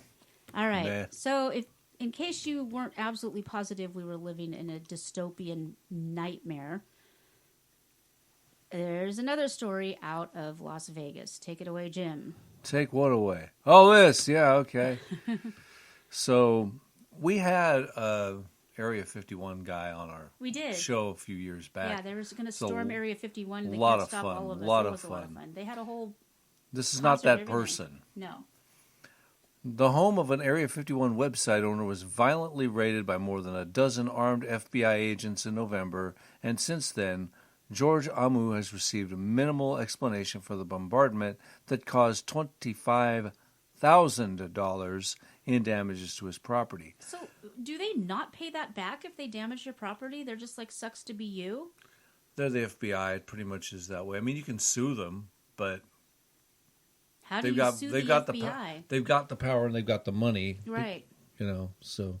I mean, I'm assuming you can sue them. Why? So this poor guy, he said that the search was related to images he posted on his website.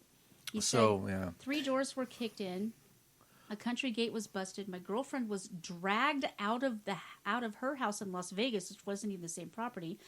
I was dragged out of the house in Rachel, and nobody can give us any answers. So all he did was post pictures of the outside.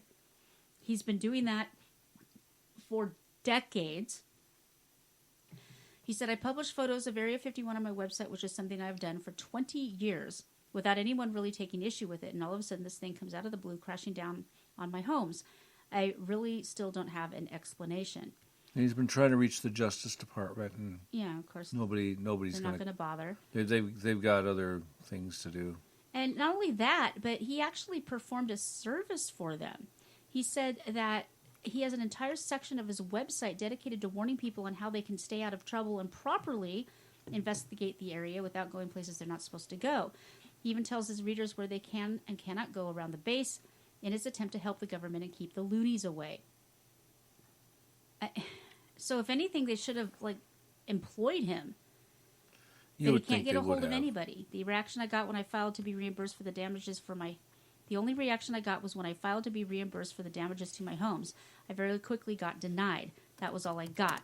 And I would like to get my property back, $25,000 in damages, and my property that was seized, I have about $6,000 in legal damages. So they basically just ruined this guy. Yep. They just ruined him for no reason. They won't even tell him why. Sad. Very sad. We live in a police state. They have weaponized the FBI against us. It needs to be disbanded immediately. And they could take the IRS with them, by the way. Yes, the CIA, the FBI, and the IRS all need to be completely disbanded. It won't happen because, Nancy Pelosi would have to buy 7-Eleven ice cream instead of her fancy designer stuff. Well, she's no longer in power. It doesn't matter. She's gone. I mean, come on. She's been in there for so long. She's in the back pocket. All righty. As promised. Ever had a day you felt so stupid, lacking a brain?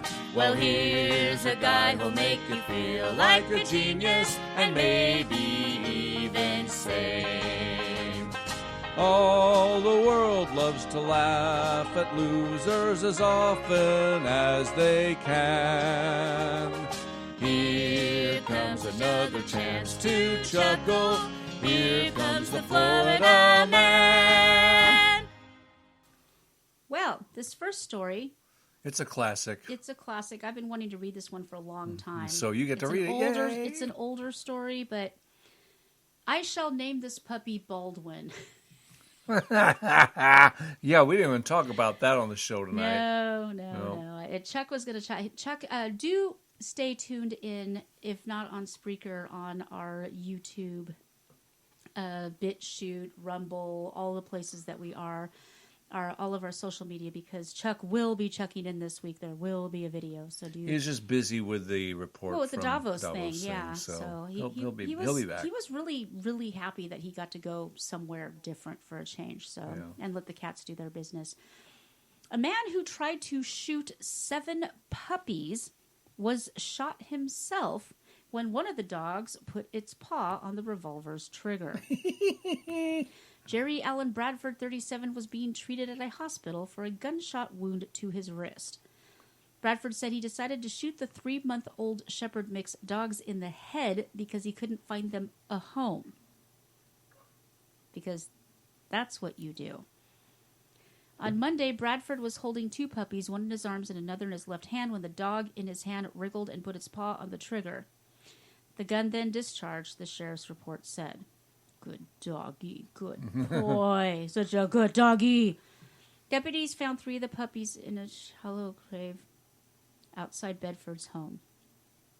The other 4 appeared to be in good health and were taken by Escambia County Animal Control, which planned to make them available for adoption. Seriously, though, the one that pulled the trigger, I would adopt that dog in a heartbeat. I think you should join the police force as a police dog. There you go. If they're Shepherd mixes. Yeah. What a sick excuse. So you think that's sick? Okay. Oh, yeah. You know what? Knock yourself out. Have fun with this one. I'd say only in Florida, but no. Unfortunately, no. This is also from Escambia County. A Florida funeral home worker has been found dead of a self-inflicted gunshot wound. That's pretty sad. Yeah. Hours after a co-worker allegedly caught him sexually abusing a corpse. No longer quite so sad. The unusual turn of events, unusual indeed, took place Tuesday morning. How can you abuse a corpse, though? They're already dead. I mean, ew. Don't get me wrong. It's ew. The Escambia, that's when you start getting into semantics, and this is not one of those situations where that's really such a fantastic thing to do. The Escambia County Sheriff's Office told WEAR, a funeral home employee called them to report walking on the coworker sexually abusing a corpse. Necrophilia means never having to say you're sorry. Deputies got to Oaklawn Funeral Home. Pregnancy, so win-win. Yeah, Pensacola, but the person who was accused had left. Later in the morning, deputies found the suspect's vehicle at an intersection. The sheriff's office said the suspect was found dead near the vehicle with a self-inflicted gunshot wound. The name of that person has not been released. Neither is the information of the victim of the alleged abuse. An investigation is now underway to uncover exactly what happened. You know what? I hope they find everything they need to find, but please don't tell us. Yeah, just say, want to know. We know. If I were what would you think if your dear old dad was lying in waiting for his funeral because he's dead and stuff, And you found out that My clown... my dear old dad's probably not the best. Okay, I'm not talking. I'm looking at you, but I'm talking to the general you, not. Okay, that was okay. Didn't they do that to Marilyn Monroe? I don't know. I don't know what they did to Marilyn Monroe after she died. I know they buried her, but that's all I know for sure. I don't want to know about it because Marilyn Monroe was amazing, and I don't want to think bad, Hell, I had a crush on her when I was a teenager. She had already been dead for 20 years, so I don't know. And she was amazing. Yeah. On the day she died, the body of Marilyn Monroe went missing for 10 hours. Oh, yeah. Oh, yeah. Oh, yeah. Probably. You. Yeah, you. Just you. The world's full of you, isn't it? Mm-hmm. Oh. All right. Bradenton. Police detectives were in the right place at the right time when they spotted an older model Corvette driving by while on fire. Now, not the painted flames like most vets have. No, real, actual flames. Go, Grease Lightning. Go, Grease Lightning. Authorities said the sports car was driving along Barracuda Avenue near First Avenue Wednesday evening when it erupted into flames. The department said detectives ran after the car to alert the driver. Hey, dude, look, sir, your car's on fire. I think he knows because it was the front of the car, but okay. While also notifying dispatchers. While the detectives were unsuccessful in putting out the flames with portable fire extinguishers, the City of Bradenton Fire Department quickly arrived and put out the fire. Well, you don't see that every day, the department said in a social media post. It's like, I am death. Well, that costs rather gloom-motivating, doesn't it? Oh, look at that. The car's on fire. I wouldn't have married her if she didn't know Monty Python. Let's put it that way. Don't see that every day. That costs rather gloom-motivating. All right. I know we talked about something along these lines several years ago, but this... well, this happens every winter. Yeah, it does. This is a new one.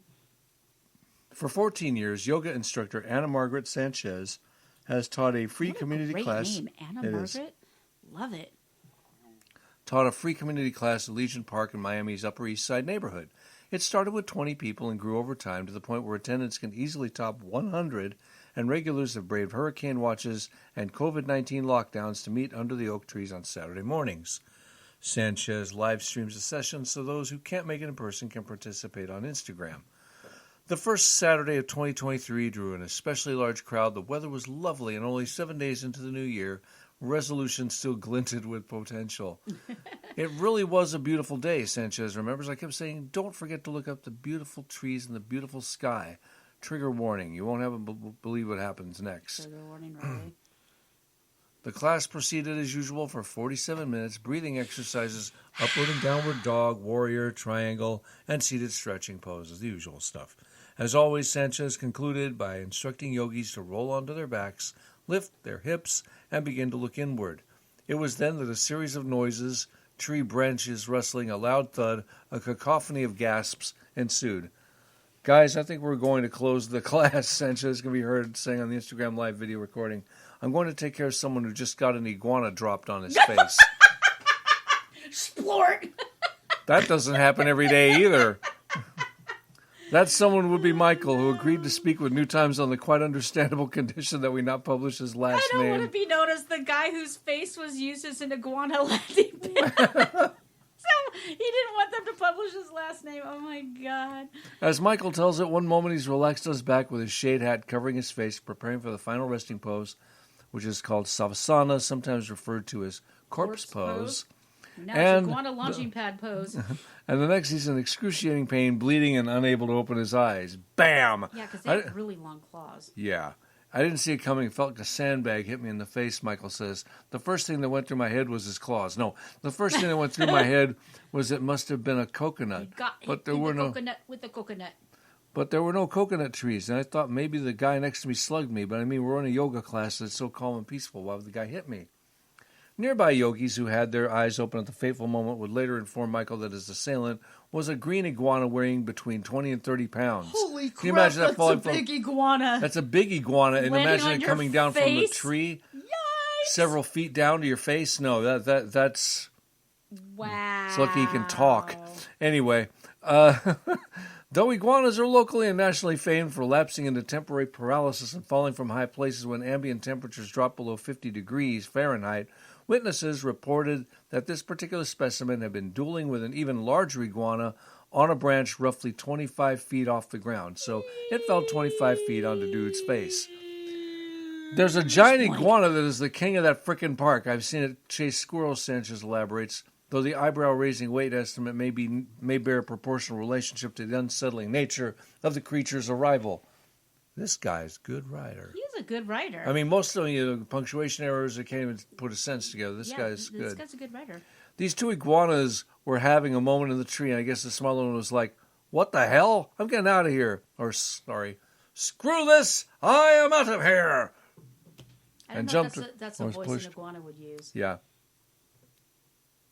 Well, I don't know what the heck happened. I guess I must have lost his footing and it fell onto the man's face.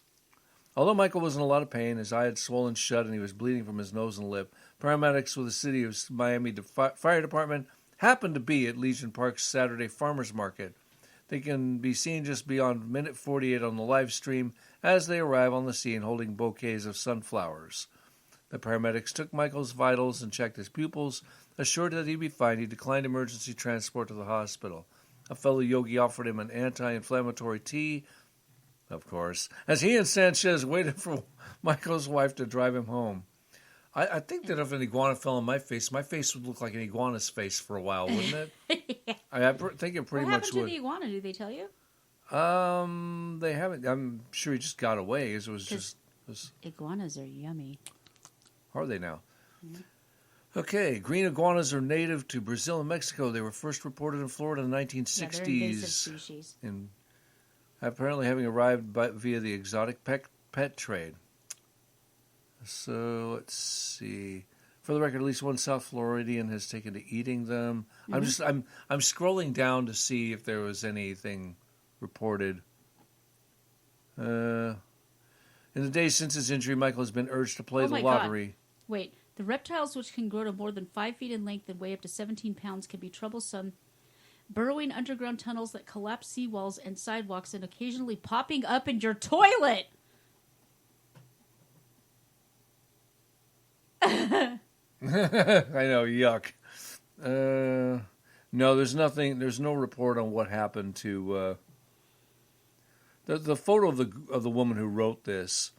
She actually looks like she's laughing at what happened. Yeah, she has this beautiful smile on her face. But it's like she's good. She's a good writer. Yeah, she's a very good writer. Yeah, I credit where credit's due. She's. I'm sorry, I called you a guy. You're most certainly not a guy. Well. It was the universal guy. I know. Guy. Like when I'm at Lowe's, I'm like, we need to find a guy. I don't care if it's guy or girl. I mean, dude who works here. Dude. All right, this one. I don't know if the headline's more fun than the article. We'll find out. I wonder if this is the same writer because it's pretty well written as well. Scroll all the way down. It's a long one. No, it's a different writer, but it's a chick. Just so you know. This was Izzy Kapnick. That's a great name for Packed anybody. together like festering sardines in a flying aluminum can, every airline passenger and coach class dreams of escape. Except maybe that eerily grinning masochist sitting in 24D. Cute. Okay.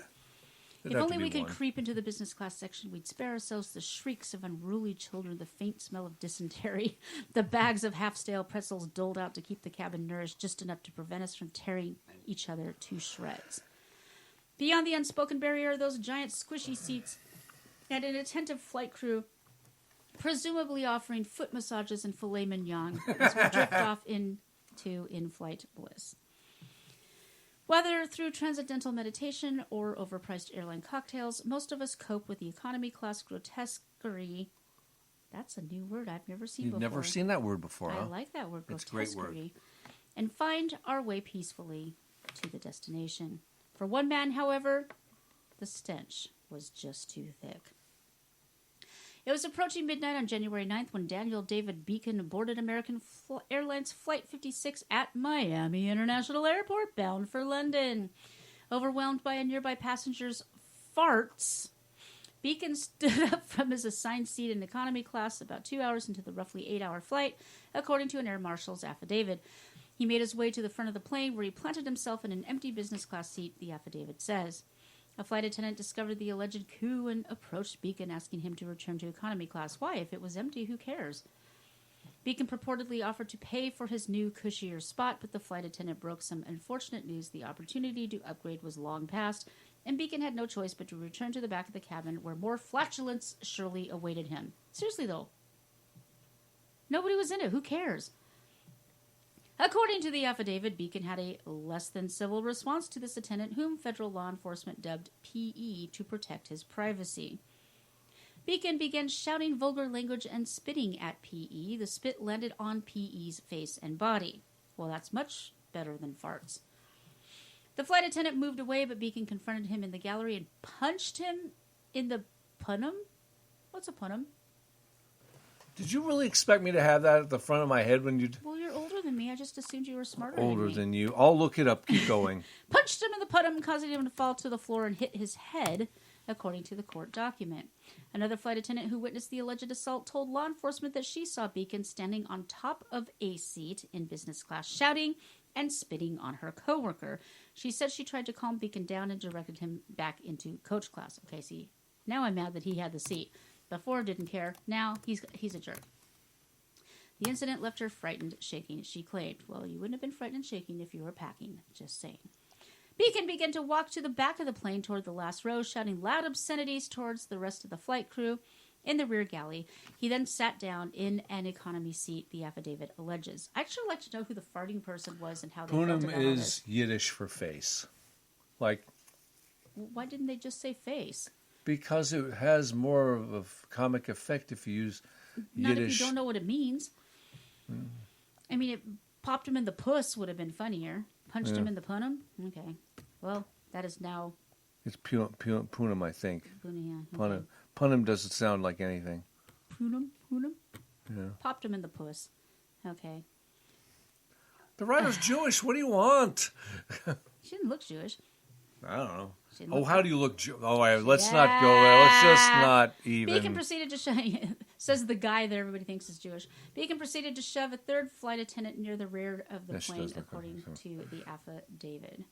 Once the pilot was apprised of the fracas, he diverted the plane back to Miami International Airport at 3:52 a.m., more than 4 hours after boarding. Holy crap. Why go all the way back to Miami? Why not just land wherever the heck you are?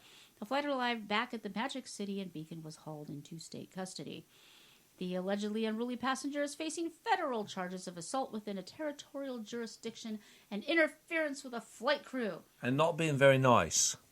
The latter charge is a potential felony. We don't get mischievous mischief, or what was the... Well, he was mischievous. I'll give it to him. Filed against Beacon in the South District, blah, blah, blah, blah, criminal complaint, yada, yada, transportation, TSA, blah, blah, yada, yada, yada. Okay, this guy's a piece of work.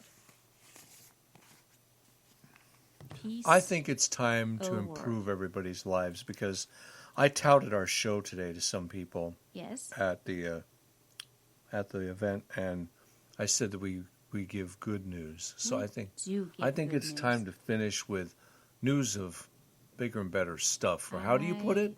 News of the Wonderfuller.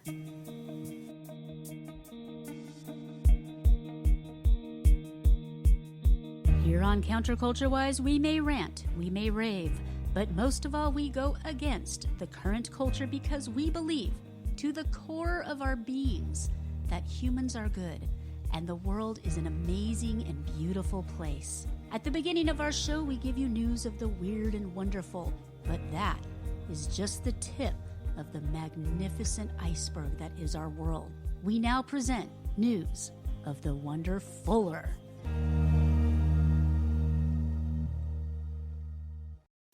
These stories are also amazing. I think it's worth going a little bit late. I mean, there's only a few. Have patience. It's not going to go crazy. I mean, we did have people tune in for 3 hours in the past. But wow, this first one. Yeah, you get that one. I do? Yeah, because I read the last one. Sort of. Kind of. Yeah. I read the last one. It was I looked up Punum. Anyway, okay, that's fine. You looked up Punum. Popped him in the puss. That's okay. If you want me, I'll take it. I got it. Yeah. Well, I mean, we did do an entire episode of things that went right in 2022. So That's these true. are some stories that we missed. Okay, cool. Starting at home, a study last year found that U.S. cancer deaths had declined by 33% since 1991. This is equivalent to around 3.8 million people alive, thanks to various efforts to combat the disease. Wow. The report was authored by the American Cancer Society, and they called it truly formidable. While the report attributed the fall to the development of better treatments, the reduction in smoking habits and earlier detection methods also had part of it. Just between 2019 and 2020, cancer death rates dropped 1.5%, while the deployment of the HPV vaccine was correlated with a 65% drop in cervical cancer rates from 2012 through 2019 among women in their 30s. The report also found that not only are death rates falling, but 5-year survival rates for detective cancers have increased 68% among all diagnoses made between 2012 and 2018. Cancer research often involves cutting-edge medical research, but across West Africa and India, where cutting-edge medicine is not widely available, human determination has succeeded in nearly eradicating guinea worm disease. Oh my goodness. So I learned about this when I worked at World Vision. Heinous. Just horrifying. I'm not going to go into it, but look up guinea worm. It's real. There are records of this truly unpleasant parasite affecting human health going back thousands of years, and in 1989 there were nearly 1 million cases globally. But in 2022, this unwelcome waterborne guest created just 15 cases worldwide, a decline of 99.998%. Pretty much goodbye, in other words. And almost all 15 of those cases occurred in Chad. Poor This Chad. monumental turnaround was not the result of some experimental vaccine, but simple education teaching people how to avoid drinking contaminated water, when and where this mostly seasonal parasite is likely to be found, and how to treat water to purify it of the guinea worm. Boil that, boil. Other than Chad, guinea worm disease was also found in Uganda, where most of our projects were when I was at World Vision, which produced another medical milestone with the successful eradication of a recent Ebola outbreak. Now, this is big, too. The outbreak began in September, driven by the incurable Sudan strain of the virus. It was the worst outbreak in 20 years. But even though there is no vaccine for the Sudan strain, the health authorities managed to contain it to just 2 administrative districts and 142 confirmed cases. The magic bullet has been our communities who understand the importance of doing what was needed to the end of the outbreak and took action, said the health minister. Vaccine trials involving Oxford University are currently underway for the Sudan strain, but until that time, health authorities received congratulations for their swift actions and were thanked for the lesson learned. Wow, that is awesome. That is great. All right.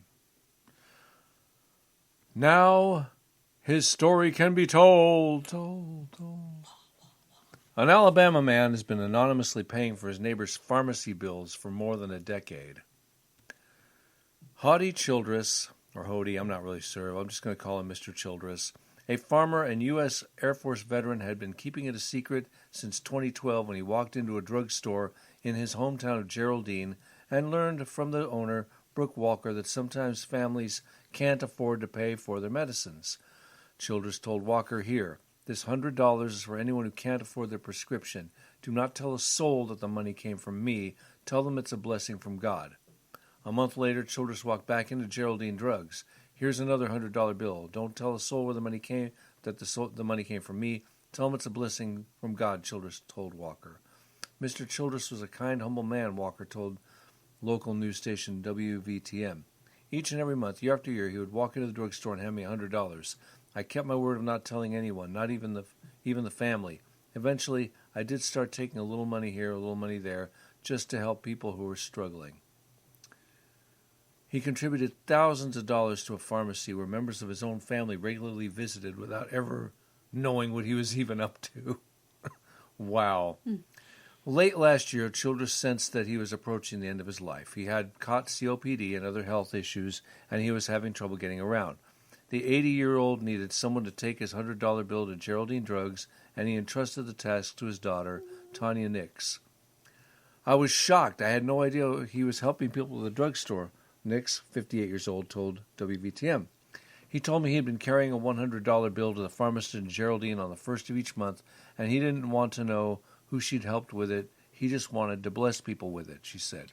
Childress passed away on January 1st, 2023. Now that the word has leaked out, family and friends in Geraldine are paying it forward, keeping Childress's pharmacy fund going. There are so many people in Geraldine who have lived longer because of Hody, pharmacist Heather Walker said. Hody was a true humble servant who will always be loved. That is such a That's sweet doing story. God's work. It's such a small thing, but how many people did he bless? Oh, and that's the way it's done too. All right, folks, one more, and then we're going to call it. So hang in, strap on. Here we go. Strap on, strap in. Hang on, strap on in. is something totally different. We're a family show. Totally different. We're a family show. Yes. We managed to make it all the way through without any swears. Why are you looking at me so funny? Because I wanted to burst out with a bunch of obscenities. Blinkety, cursity. Phil Flarn. You know he's going back on tour? Yeah. And you know what's really sad? I would totally go see the show. My heart still hurts, okay? And who in the hell is Hannibal Buress? Anyway. Just... A father in Wales has donated a kidney to a stranger after his daughter received a life-changing kidney from a donor. Aww. Afron Jones's 19-year-old daughter, Saren, became seriously unwell and ended up having both kidneys removed. Now, see, I worked at DaVita, so we got a lot of these stories. They do dialysis. She was on dialysis for 10 years every night until... 10 hours every night, until one day her family was informed that a kidney had become available. She received the donor kidney last April. Now, if you're wondering why her own family didn't donate to her, it's not always a match. Right. And sometimes, like I had a friend who was able to donate her kidney to her sister. Sometimes it works out, sometimes it doesn't. And I know that families always, everybody in the family volunteers and they all get tested, and it's not always a match. It's such a huge gift. Without the kidney, I wouldn't be alive today, possibly, or I would certainly have had to continue with 10 hours of dialysis, which is just brutal. While Saren was awaiting her kidney, Afron signed up to become a living donor through NHS's organ donation. Although he was not a match for his daughter, he felt compelled to help others. What a sweet man. After Saren got her new kidney, she was told I could not get off the living donor list, and that's when I had a very strange experience. It was as if I heard a voice telling me there is someone else who needs your kidney, and I just felt I had to stay on the list. Afron had the procedure to remove his kidney in December. He was not told who had received his kidney, but he was told that their health was improving. It felt like I'd given someone quite a nice Christmas present, and it was nice to know that I'm healthy enough to donate a kidney, given that I'm almost 70. Talk about a high risk. Yeah. What a beautiful, beautiful man. What an amazing Christmas story. Well, folks, I don't know about you, but I've had a really good time tonight. It's been a fun... Now that we regaled them about stories about our dogs and everything, and we didn't really have the chat going on like we normally do. I don't know if there's like a glitch in the system or what. Everybody's watching the farty whiners. But I thought it was a good show. I thought it was a very good show. We went over a little bit. We're a little prejudiced, but it was a good show. It was a good show. Actually, we didn't go over that much. We're only 5 minutes over. So tell your friends, tell your enemies, tell your mother, tell your dad. Tell everybody. In fact, if all your relatives are dead, do a seance. Right this minute, before we do anything else, drop everything. Don't scream into the mic. Like, share, subscribe, give us a bazillion star review. Tell your friends, tell your neighbors, tell your dog. Have your dog tell your cat. And we will be back next week with another show stock full of all kinds of fun things and a puppy update. Thank you so much for tuning in. Good night, beautiful people. Have an amazing week.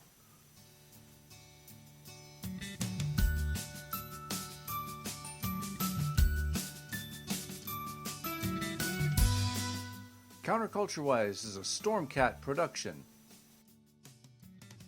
Thank you for joining our growing family of listeners.